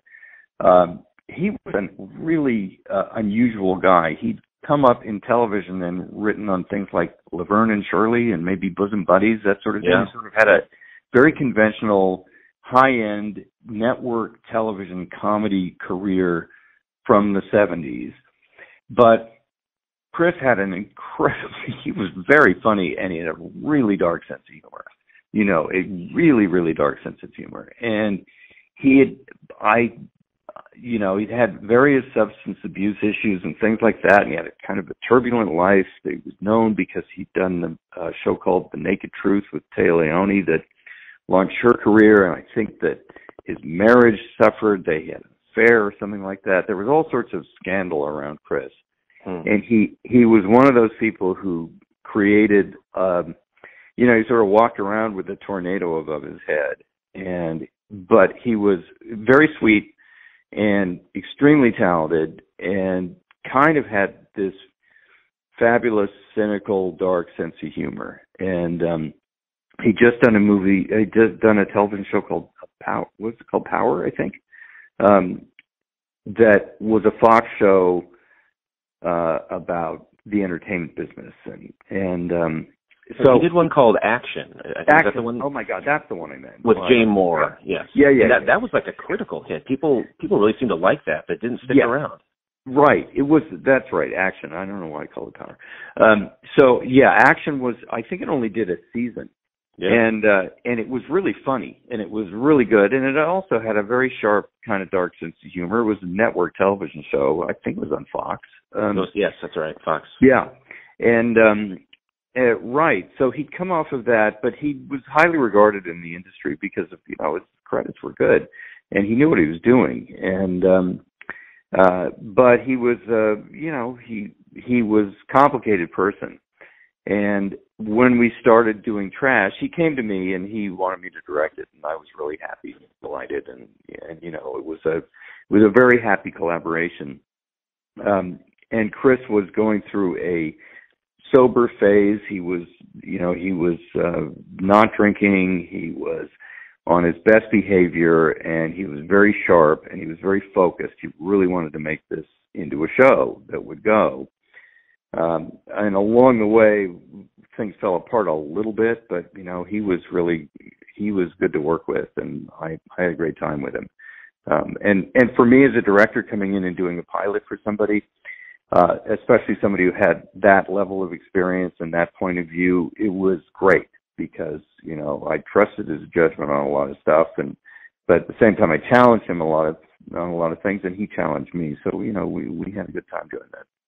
So you just mentioned, you were brought in to direct the pilot. Would you be one and done there, or if the series had continued, would you kind of be the go-to director? I can't remember what it was. In those days, I would do pilots and sort of say, well, if the show gets picked up, then, maybe I'll direct some episodes. I wasn't really looking to be like a producing director to stay on the show. Okay. I didn't want to.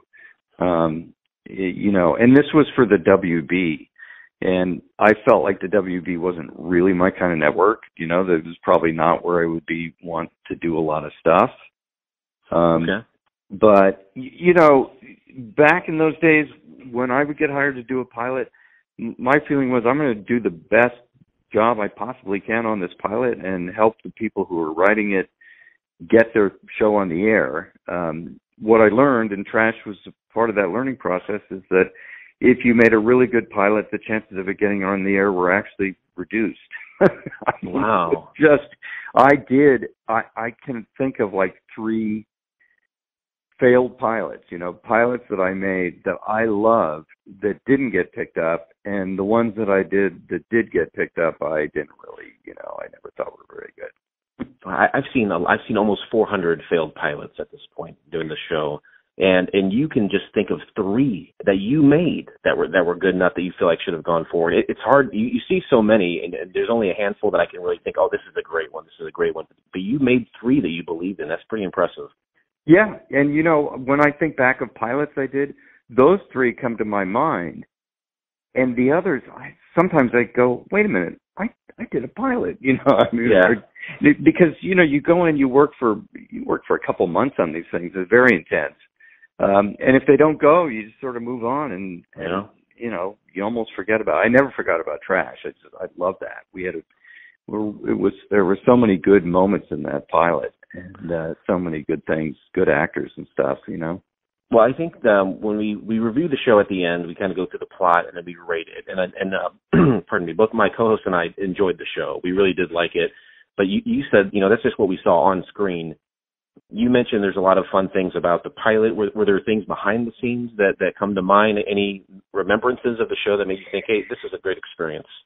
Well, a few things. And it's funny because I hadn't really thought about it, but we shot in an actual trailer park out, somewhere out near Agua Dulce or somewhere on the road out near where there's an In-N-Out Burger out on the way out to the desert. And going into the real trailer park and dealing with the people who lived there and being respectful of the fact that this was their home. And at the same time, making a comedy that was basically, it was called Trash, and it was about people who lived in trailer parks. So it was such a weird experience to go in there and make sure that we were not being assholes to the people whose lives we were intruding on. And then, which actually put a kind of a good perspective on how we presented the whole thing, because we weren't making fun of them. We were saying that you can grow up in this world and still have aspirations to do other things, and you got to pull yourself out of it.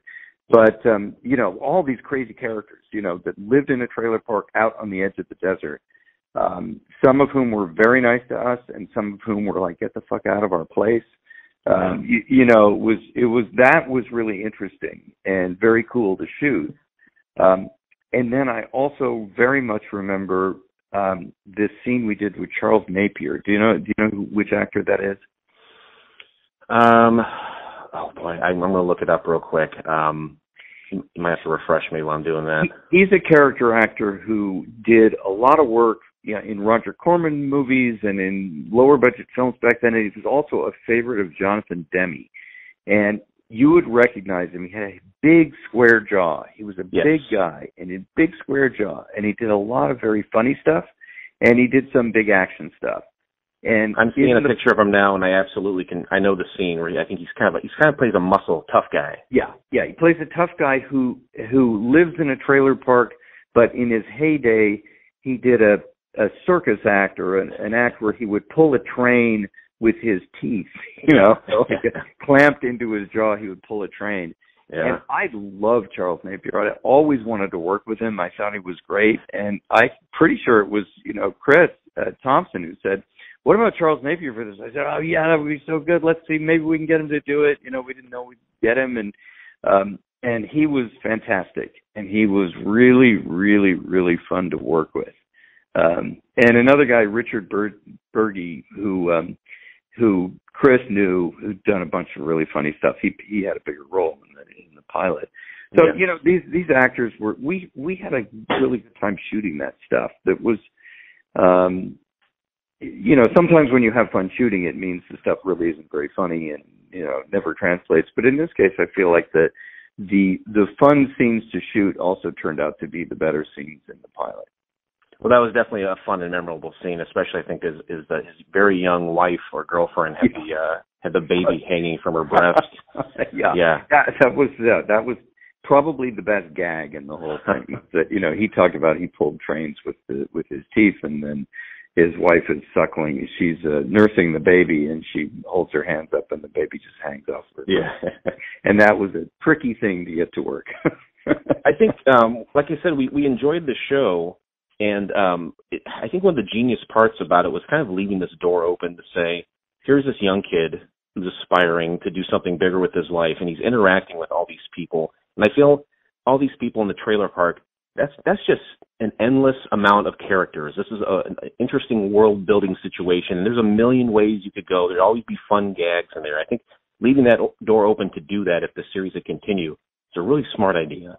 Yeah, that's what we felt, and I mean, you always ask yourself with these pilots, if you make one that you think is good, and by the way, if a pilot has 30% of stuff in it that's good, you're doing pretty well. And we all know that a lot of successful shows, they're not that great out of the gate because they're still finding, they're finding out how they can sustain themselves.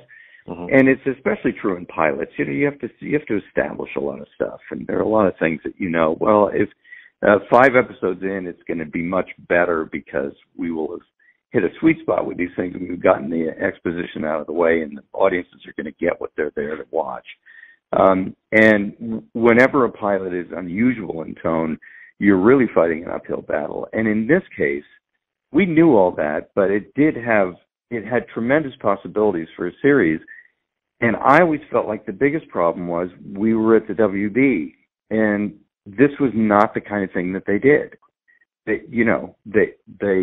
They were the precursor of CW. They did shows with young people, good-looking young people, and like the Dawson's Creek and One Tree Hill, that kind of stuff. Exactly, that's the kind of stuff. And Mike Irwin, our star, who I liked very much, had come off of Jack and Bobby, and there was another show that was kind of popular. I can't remember what it's called, that he was in, Everwood. So he was. We felt like he was somebody that the network they liked him. But then I remember, I think the guy's name was Jordan Levin, who ran the WB network. When we started, he said, this is great. This is going to be really good. I love you guys. You're all so talented. I love this script. I don't know where this fits in our network, but just go out and do your best. And I thought, oh, shit, and sure enough, when we delivered the pilot, he said, I love this. I don't have any notes. And it's like, oh, fuck, he doesn't have any notes. That means they don't even know what to do with it, Yeah. Well, did you ever get a reason why it didn't go forward? I mean, you may not have directed future episodes. I don't know, maybe you weren't as involved in that part of it, but did you ever hear why they didn't pick it up?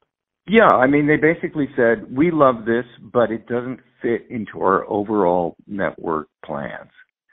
This is something I learned actually on this pilot, is that you can fulfill everything that was in the script and make a really good version of it, but the network, in those days at least, the network still might say, yeah, we thought it, depending on other stuff that we're doing that would be picked up, or what we keep on there and what our advertisers want, there were much bigger kind of corporate concerns about where it fits into their slate. And they were very direct about this. They said, we love this, we think it's great, but it doesn't fit.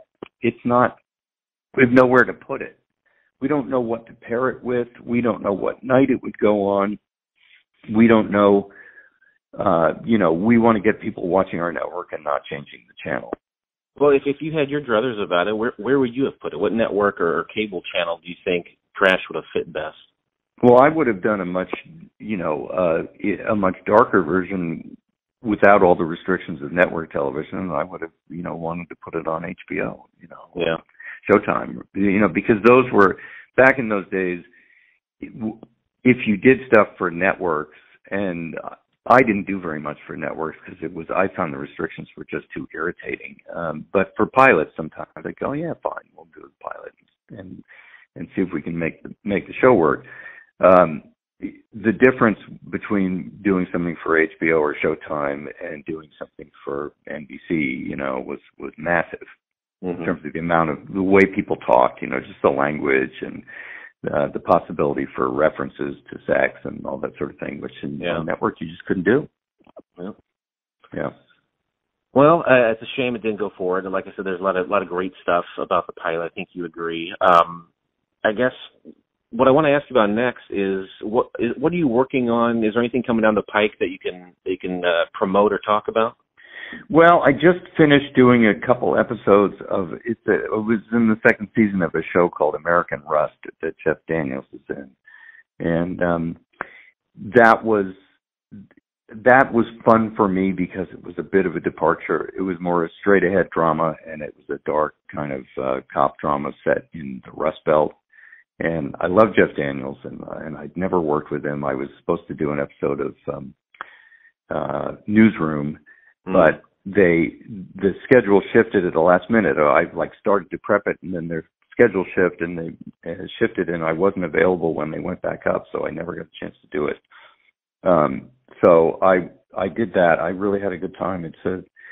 The writers Dan Futterman and Adam Rapp, who are really good playwrights, TV writers in New York, made the show. It ended up, I think, it was on Showtime in its first season. It's going to be on Amazon Freevee, which is the worst name for a network ever invented. But I really enjoyed doing it. So that's the most recent thing, and we just finished shooting, so I guess probably will be on in the fall or something. I would love to check that out. Jeff Daniels, I mean, one of the great, versatile American actors. He's incredible. So that's awesome. You get to do some work with him. It was such a pleasure. I mean, you work with a guy like that who can, look, he did Dumb and Dumber, but he also he did all this great drama over the years. Absolutely. Just talking to him about the things that he worked on was a pleasure, and he's great. He's really great and great for a director. Oh, it's nice to hear. Well, as we kind of wind things down here, I want to ask too, real quick, where can folks find you online to kind of keep up to date with what you're doing? Oh, well, I have a Twitter account. It's Doc Strangelove, and I don't go there very often. I'm not really a social media guy, so I don't do much to promote myself in that world. But that's where I am. Every once in a while, post something, and certainly look at stuff there. So that's probably it. I mean, at this point in my life, I keep a very low profile. I'm happy that way. Well, Twitter is where I was lucky enough to connect with you. And I do want to thank you so much for taking the time to speak with me today. I really appreciate you being generous.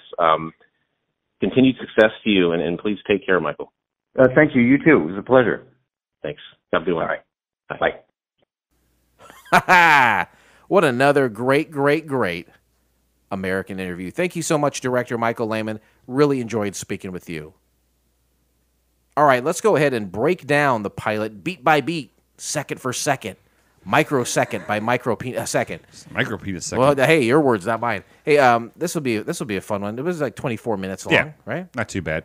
Again, if you're watching the Classically Blue link, it is brutal. It's the tracking on the VCR that they recorded on did not work at all.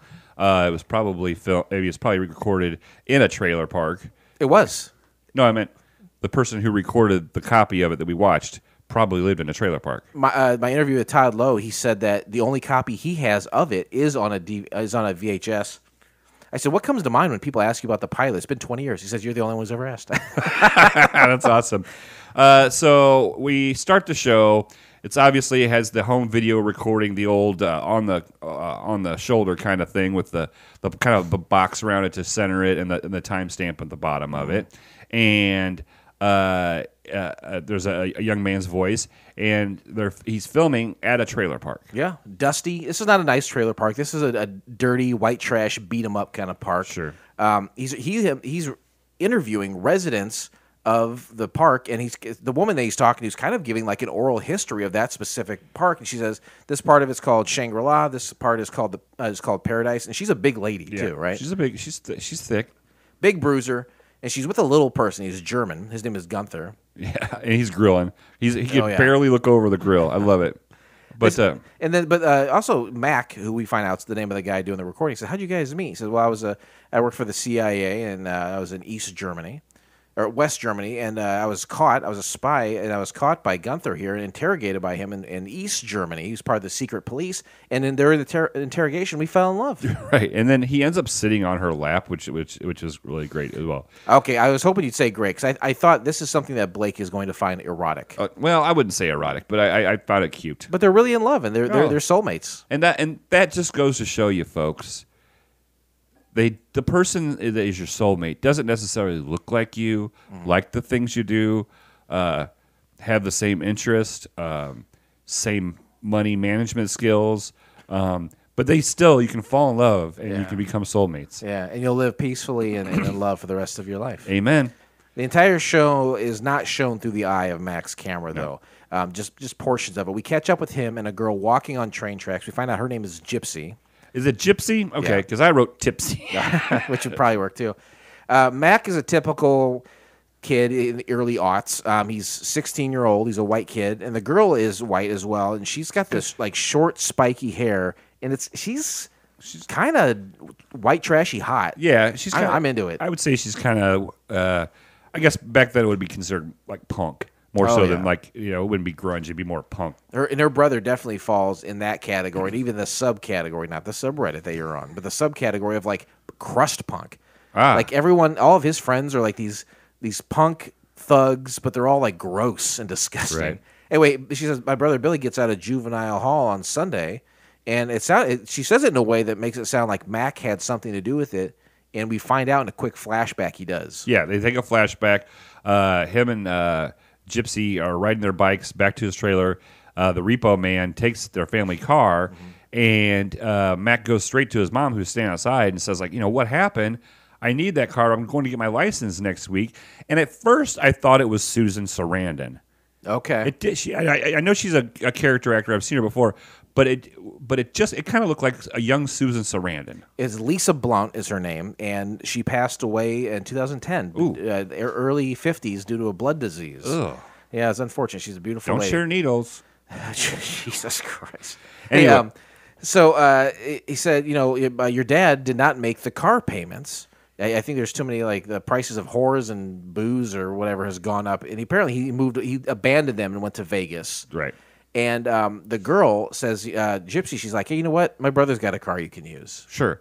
So cut to the next thing. They go to this at night. They go to the skate park where all the crusties are hanging. It's got to be close by. Yeah, it's got to be like outside the trailer park, or was it a skate park, or I feel like it was almost just like this dry levee. It could have been, because there are barrels on fire down there. It's like a local junkyard that, like, I got you. Kinda. I was given the benefit of the doubt, but her brother's name is Billy, and he's with the rebel crowd, and he's picking or cleaning what we find out as a bite mark. I thought he was stitching himself. I thought he was stitching himself. I thought he had. Yeah, I thought so too. His whole crew. Dirty clothes, everything on their bodies is pierced. And they all have rad hairdos. Yeah, and they're like, hell, was the dog bite you? And he's like, no, it was her and his girlfriend. And she's like, her. I was like, it sticks out her tongue. Yeah, and I'm like, yes, that's the girlfriend I want for a weekend. For a weekend, Miley Cyrus, call me. And then he's like, hey, my brother Billy, this is Mac. He wants a car for his drive. He's like, how about I just give you a driver's license? And Mac is his wound from the bite that was sewed up seems to be infected and is giving him hallucinations brought on by his infection, is what it seems like is happening. And Billy, while he's hanging out with these people, and it's like you would go to this guy for a license or a vehicle, he's not some criminal mastermind. He just seems like this dumb local punk, kind of like a low-level gangster where it's like, I'll do you a favor, you do me a favor kind of guy. Right. And they talk about it. He tries to give him a fake ID. He spells Ohio wrong, and he's like, $40. Then he's like, you spelled it, and he's like, $20. Then so he's like, I need a car. He's like, I can get you a car. Cut to the next scene, and he's at the DMV in like a Mustang, like a brand new Mustang, convertible. And the guy comes out and it's like, is this your car? And he's like, no, it's a friend's car. And he goes, oh, well, what's your friend's name? And he's like, Dr. Milton Lipschitz? The boy doesn't say that. Oh. The boy says, no, this is he looks at, it's the DMV guy looks at the registration. Mac essentially is free and clear of any wrongdoing here. But yeah, the guy who's doing the driver's test, it turns out it's his brother's car, who's a doctor. And he's like, his car was stolen recently. We are sitting in my brother's stolen car right now. Right. I will say, this scene is very quick. At the very beginning, there's some heavy metal music going on. And it was kind of cleared up a little bit in my conversation with Billy himself, Todd Lowe. But there are many, many songs in this, and I've made note of a lot of them. Okay. And towards the end of our discussing the pilot, I'm going to break down all these different songs. I will say that this starts that trend, and this was System of a Down playing. Right. I did write in my notes at the top, so much money spent on music for the show. And again, Todd cleared that up in the interview, and we'll break that down later. So anyway, we cut to Billy being arrested because that car was stolen. Max trying to explain the situation he was in to Billy, and then Gypsy says to Billy, you know what, don't worry, you're going away, I'll tape Friends for you. And he's like, make sure to cut out all the Chandler crap. It's a good line. And Billy kind of vows his revenge on Mac, and that was the end of the flashback. And the flashbacks are done with kind of like a fast-forwarding and rewinding of videotape to tie into Mac's fascination with recording and documenting everything. And then the next scene is Max goes into his trailer, and his mom is home. He's like, "What are you doing home?" Well, she ended up getting fired, and she says the reason. He's like, "Why'd you get fired?" Mm-hmm. And she says that her boss was touchy feely. Yeah. And then she does a flashback to supposedly, reenacting this, which it was very odd. And supposedly her boss, or the guy who was her boss, had a nose ring, and he was being touchy-feely, and she ripped it out with a screwdriver or a pencil or something. I think she said she put her finger in it and just ripped it out. Maybe the video, I thought maybe it was a pencil or something. But yeah, the guy is clearly a scumbag. He's got his hands on her and saying some dirty shit. And it's a testament to the times. This is 2003. It's 20 years ago. It seems like Mac is kind of like, Mom, you got to have a job. Why does this keep happening?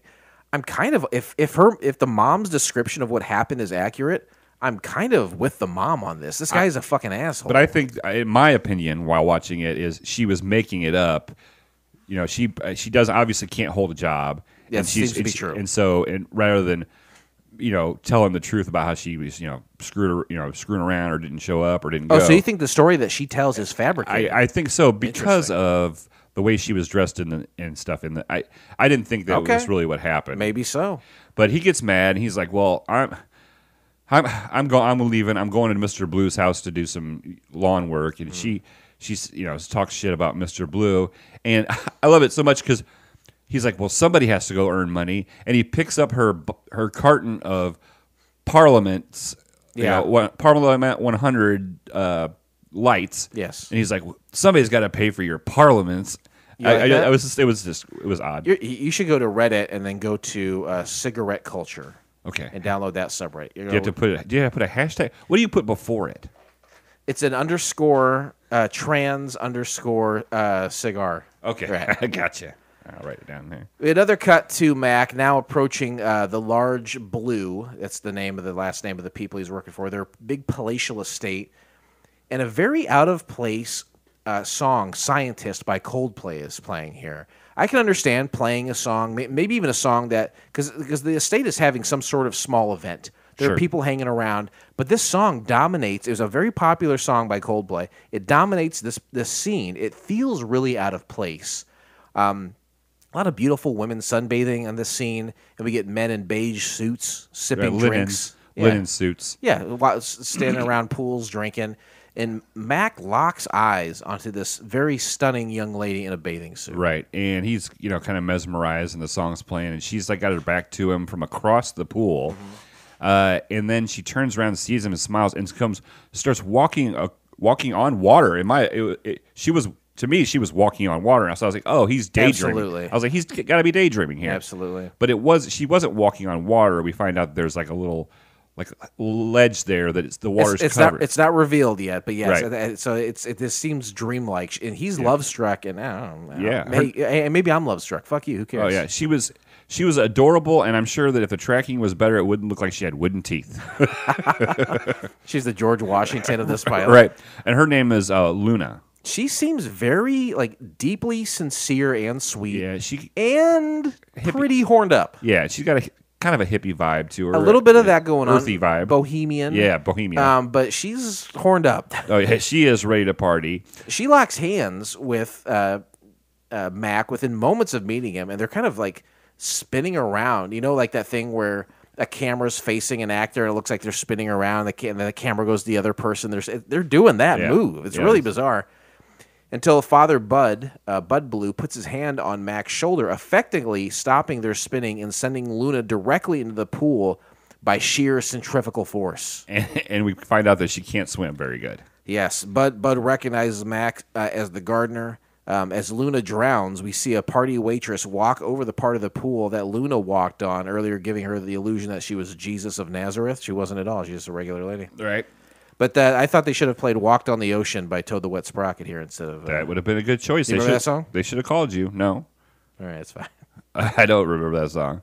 The next scene is Mac and Gypsy are talking, and they're in two big drainage tubes. Yeah, I thought it was going to be like those big concrete ones you would see on the road, but I think they were big metal. Yeah, the big metal ones. And there's a lot of they have a lot of candles lit in both of them. They're each in one, and they're back to back. That's how they kiss. It looks cool them because it's two section of metal piping next to each other, big enough for them to kind of like just lay in. But yeah, they put a lot of work into like setting up candles. The shot looks cool. It seems not worth the effort though. Right, for where they're at.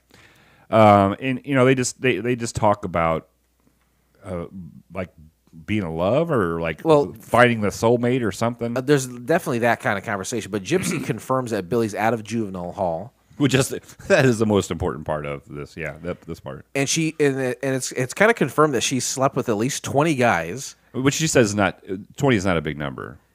Okay, what do you think? I heard a phrase once. It was kind of funny. If a woman sleeps with a lot of guys, she's a slut. But if a guy sleeps with a lot of girls, it's like if a guy, it's like they said it in terms of like a key and a lock. Okay. Like if a woman's a lock and many keys can open it, it's a shitty lock. Okay. But if a guy's got a key that opens a lot of locks, it's a good key.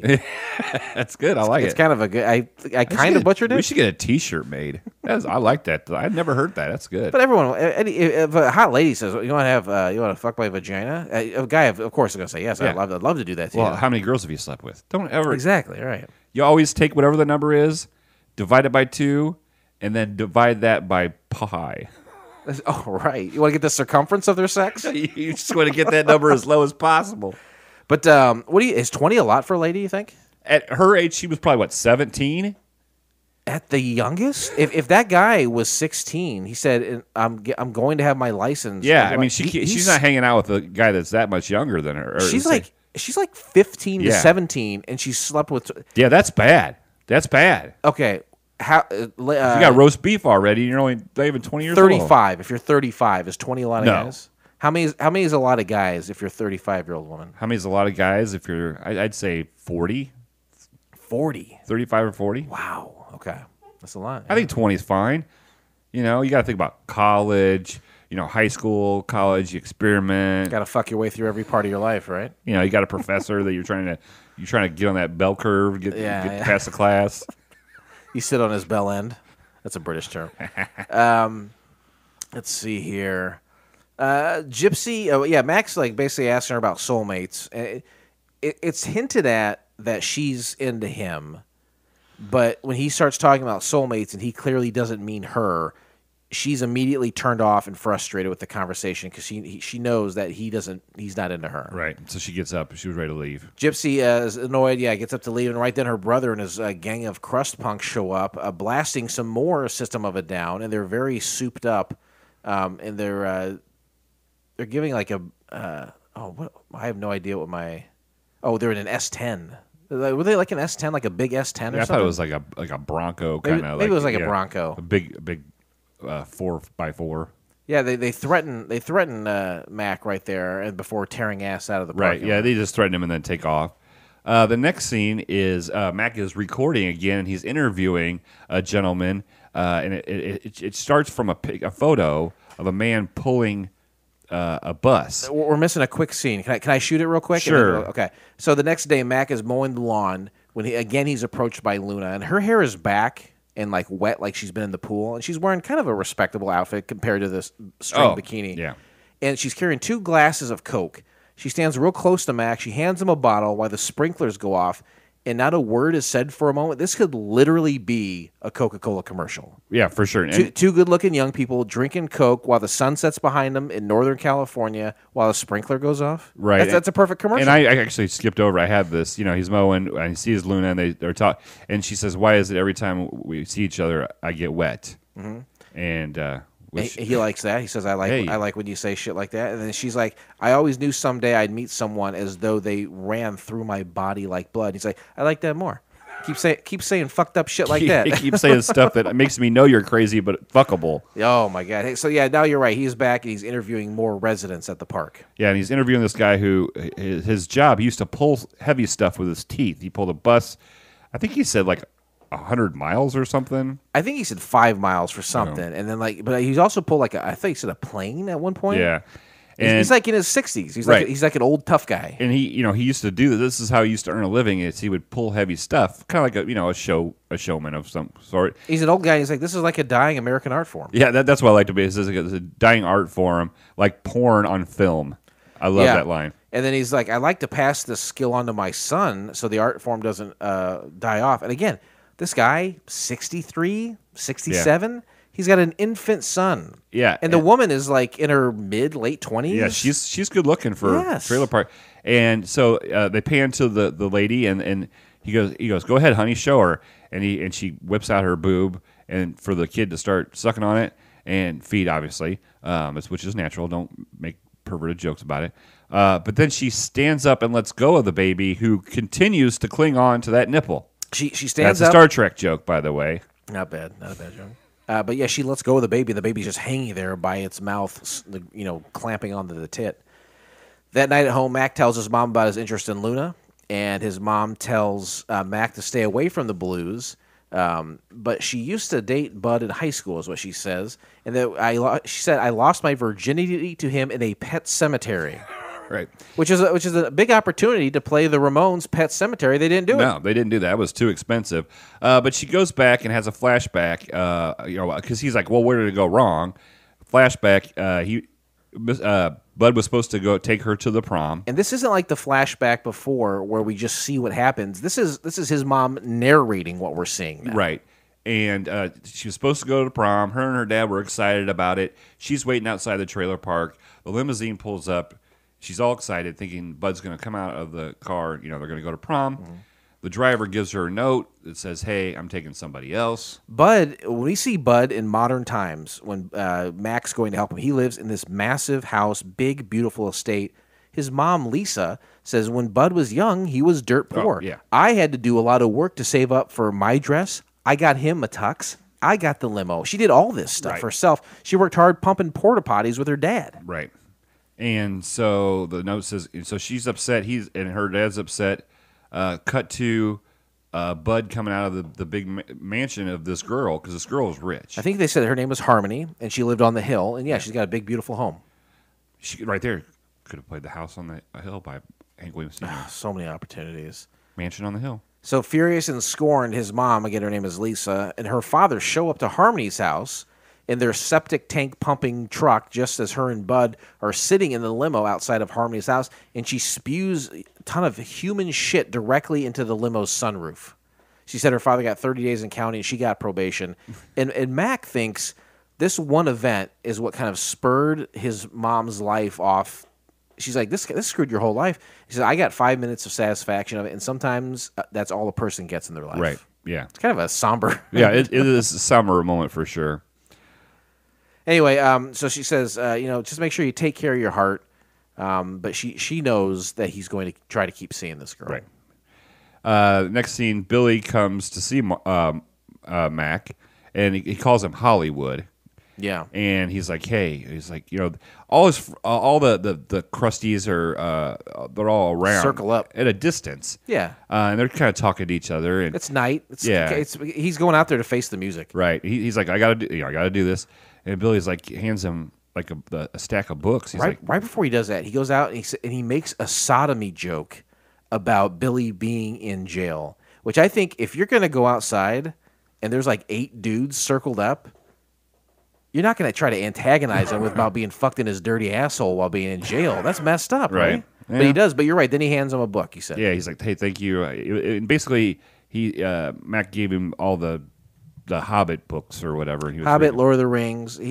Mac made attempts to apologize and make amends while Billy was in juvenile hall, and this is those chickens coming home to roost, right? In a good way, though. Yeah, he's like, "Thank you." He goes, "It was good escape from who I am, my life, and all this bad stuff around me. It was an escape." And he's like, "It appears to really have changed him." Yeah, and right here, and Mac's like, "Oh, sweet. So you're not going to kick my ass?" He's like, "No, I'm going to kick you in the nuts. My bros are around. I got to save face." That's right.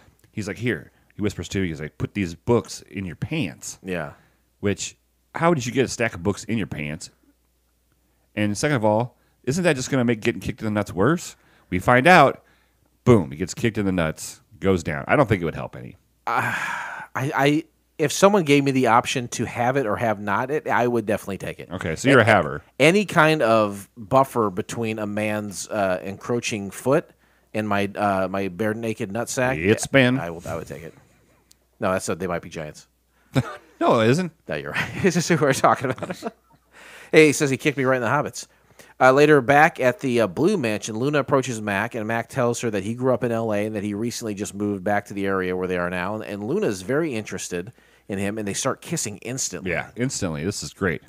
Bud sees him from one of his big, marble balconies, and he calls Mac over him. They go into the house, and it is revealed here that Bud's wife is dead. I don't think we've heard that up to this point. No, we had not heard that. Mac tells Bud that he apologizes for what his mother did to him many years ago, but Bud acts like it doesn't bother him. I'm sure it does, but he acts like it doesn't bother him. And Bud tells Mac that, that woman out there, that girl you were kissing, that's my daughter.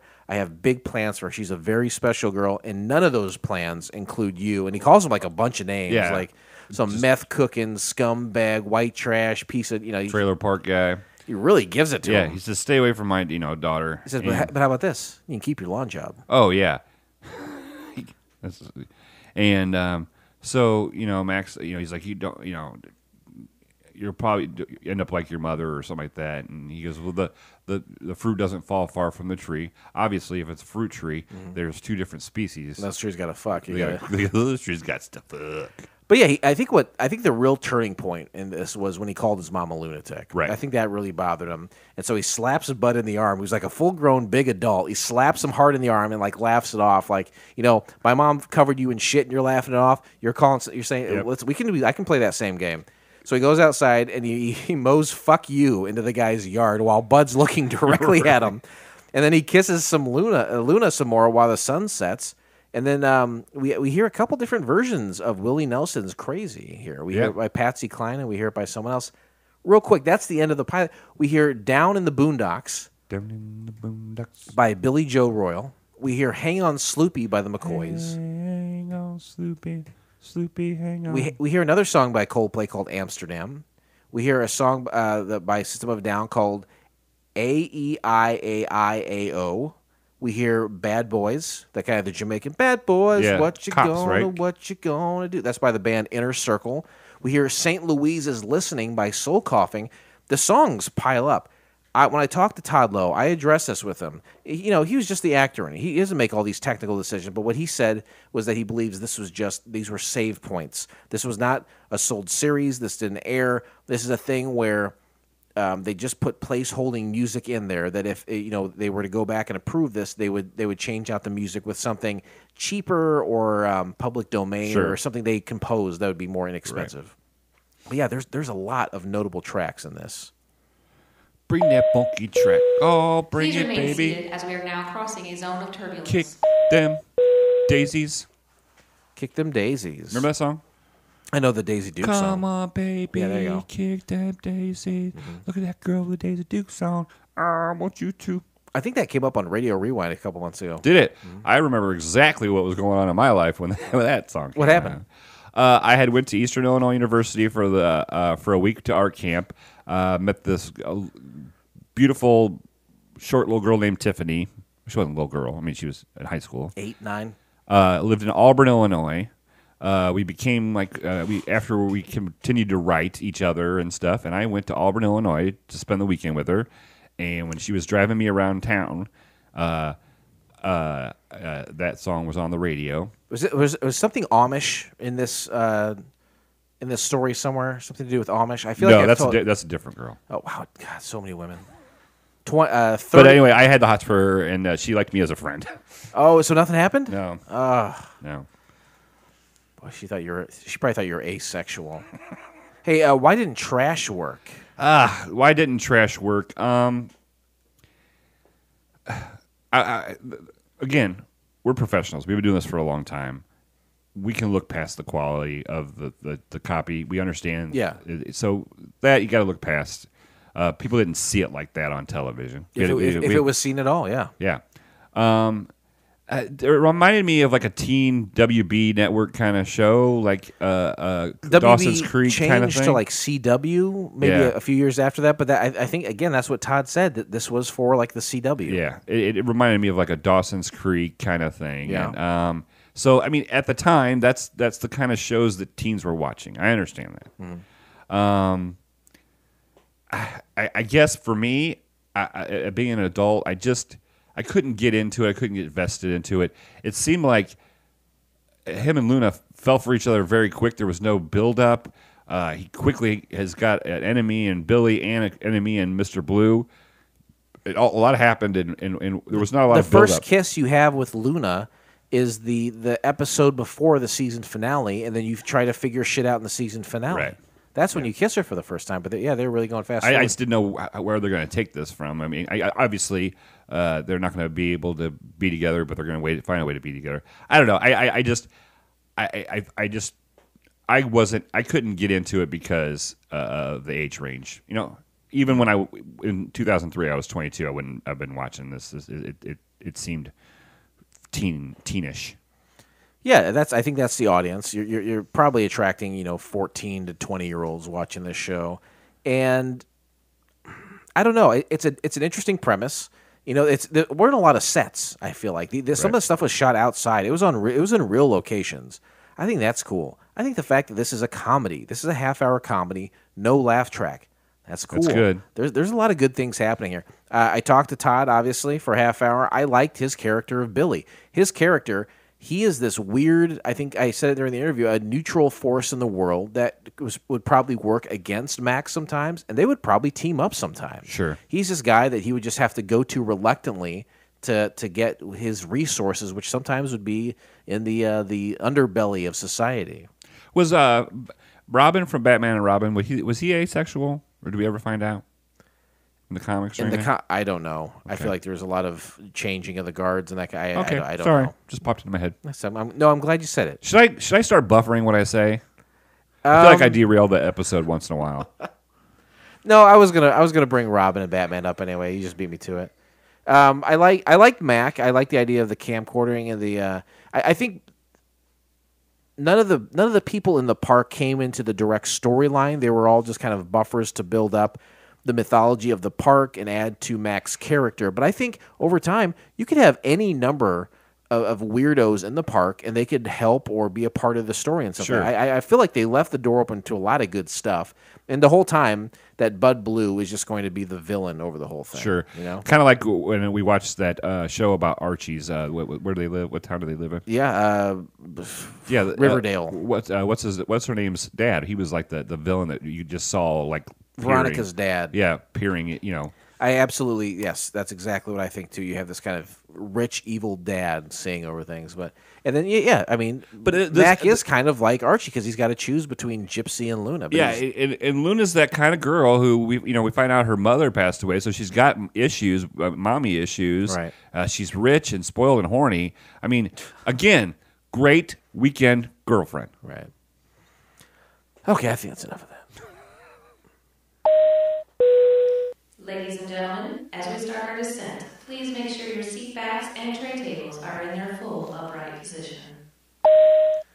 Thank you for not saying anything earlier, but the interesting facts portion of the program was lacking, and that's because there's not a lot of information out there about Trash. There's no Rotten Tomatoes score. Surprisingly, even though it has less than 500 views on YouTube, surprisingly, there is an IMDb score. Would you like to take a guess what that is? I will guess because I couldn't find this one on IMDb. I had trouble finding it on IMDb. I'm going to say 6.3. It's a 7.1 from 19 ratings. That's pretty good. The only review I found was Josh Hadley from forcesofgeek.com, and he says, this was a hilarious pilot that had good production values and great direction that really deserved to be picked up. I have no idea what network this was for, but it feels like it was made for Fox. That's it. That's all I got. I wouldn't say it was... I mean, it wasn't hilariously funny. Ladies and gentlemen, welcome to FCF Airport. No, this falls under the banner of quirky. Oh, yeah. I think. Well, that's just my opinion. Romano. For your safety and comfort, please remain seated with your You guys seatbelt want some fastened. camcorders? Captains, turn off the fasten seatbelt sign. I feel like there was a time in television where if you had a television show that's centered around a teenage male, he had to have a video camera.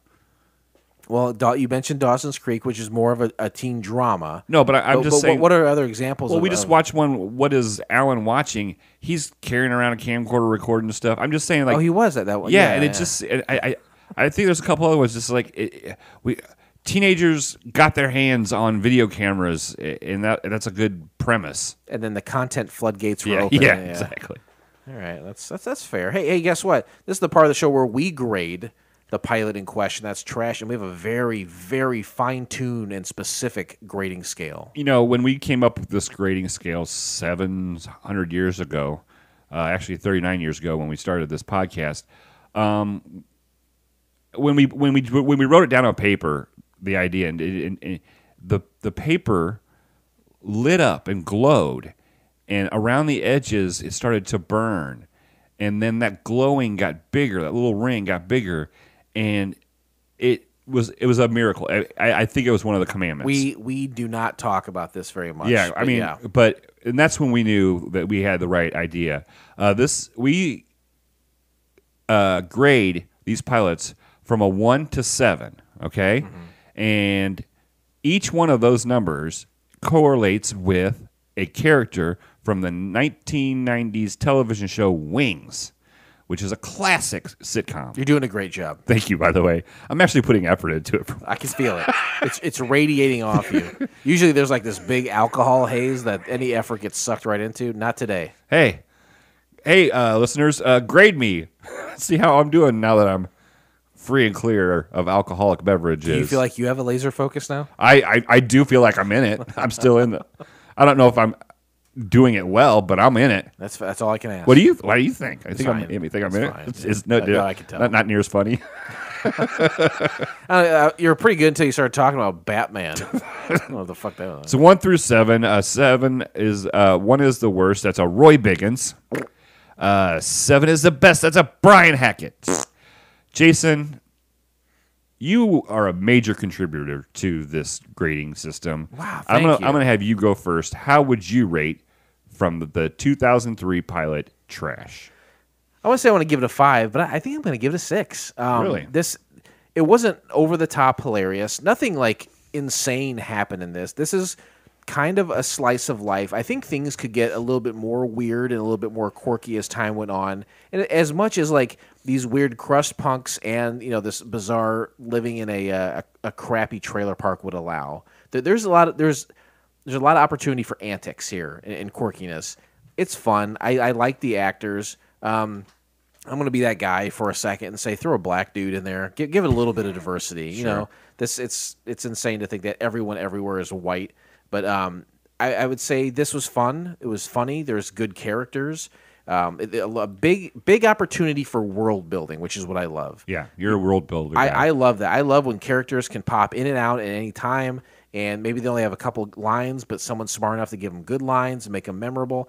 There's a lot of that kind of opportunity going on here. I thought the story was fine. There wasn't much of a B story, but I liked what I saw. I'll give it a 6. Captain Phillip, rest assured, I turn towards you. How do you rate Trash? I did not mention this as we were breaking down the pilot, but it has been a while since I've done this, and I'm giving it a bump.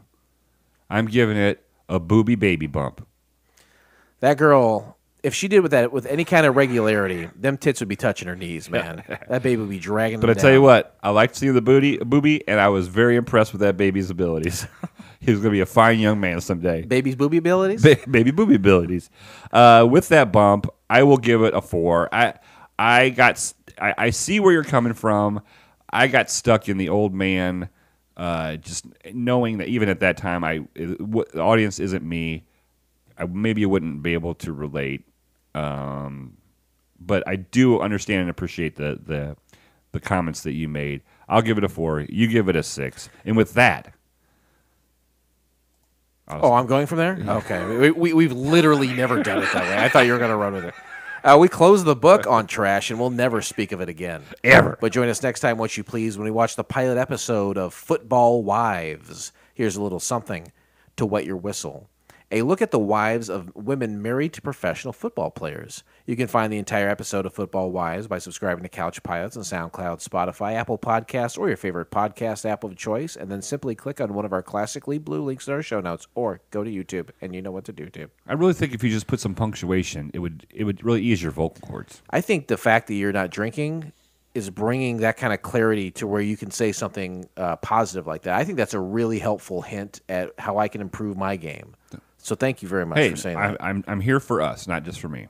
Go to couchpilotspodcast.com. It's a real website. It has all of our past episodes. It has links to our email, which is couchpilotspodcast@gmail.com. It's got links to our Facebook and our Twitter. We are active on there. Maybe. I guarantee you have not still looked into the Libsyn thing. No, I have not. Okay. Promise me right now that you're not going to do it. No, I'm going to. No, I've got time now. I've got time. I feel like you've had time. You are completely wrong. I've got time. I'm going to create a list. I'm changing my life. No, you're not. I'm going to create a list, and if you can accomplish one of those goals, I'm going to give you the next one. Do I know what the list is? Or is it like an internal list? I'm going to make the list, and then I'll let you know. Okay, will you make the list? Okay. Okay. I will do the work for you. No, you're the one that has the requests. I need to see them all written down. I'm going to fucking crush you in that moose selection. You are so dead. Ever heard the phrase cakewalk before? You also go to patreon.com. It's a place where you can enter your any information you have regarding finances and then giving me some of that. And Blake's going to have some too. Yeah. But we do want to have the money that you earn. Sure. This is not, I mean, we don't ask for much. This isn't free. Our time is very valuable, but we're giving you an art form.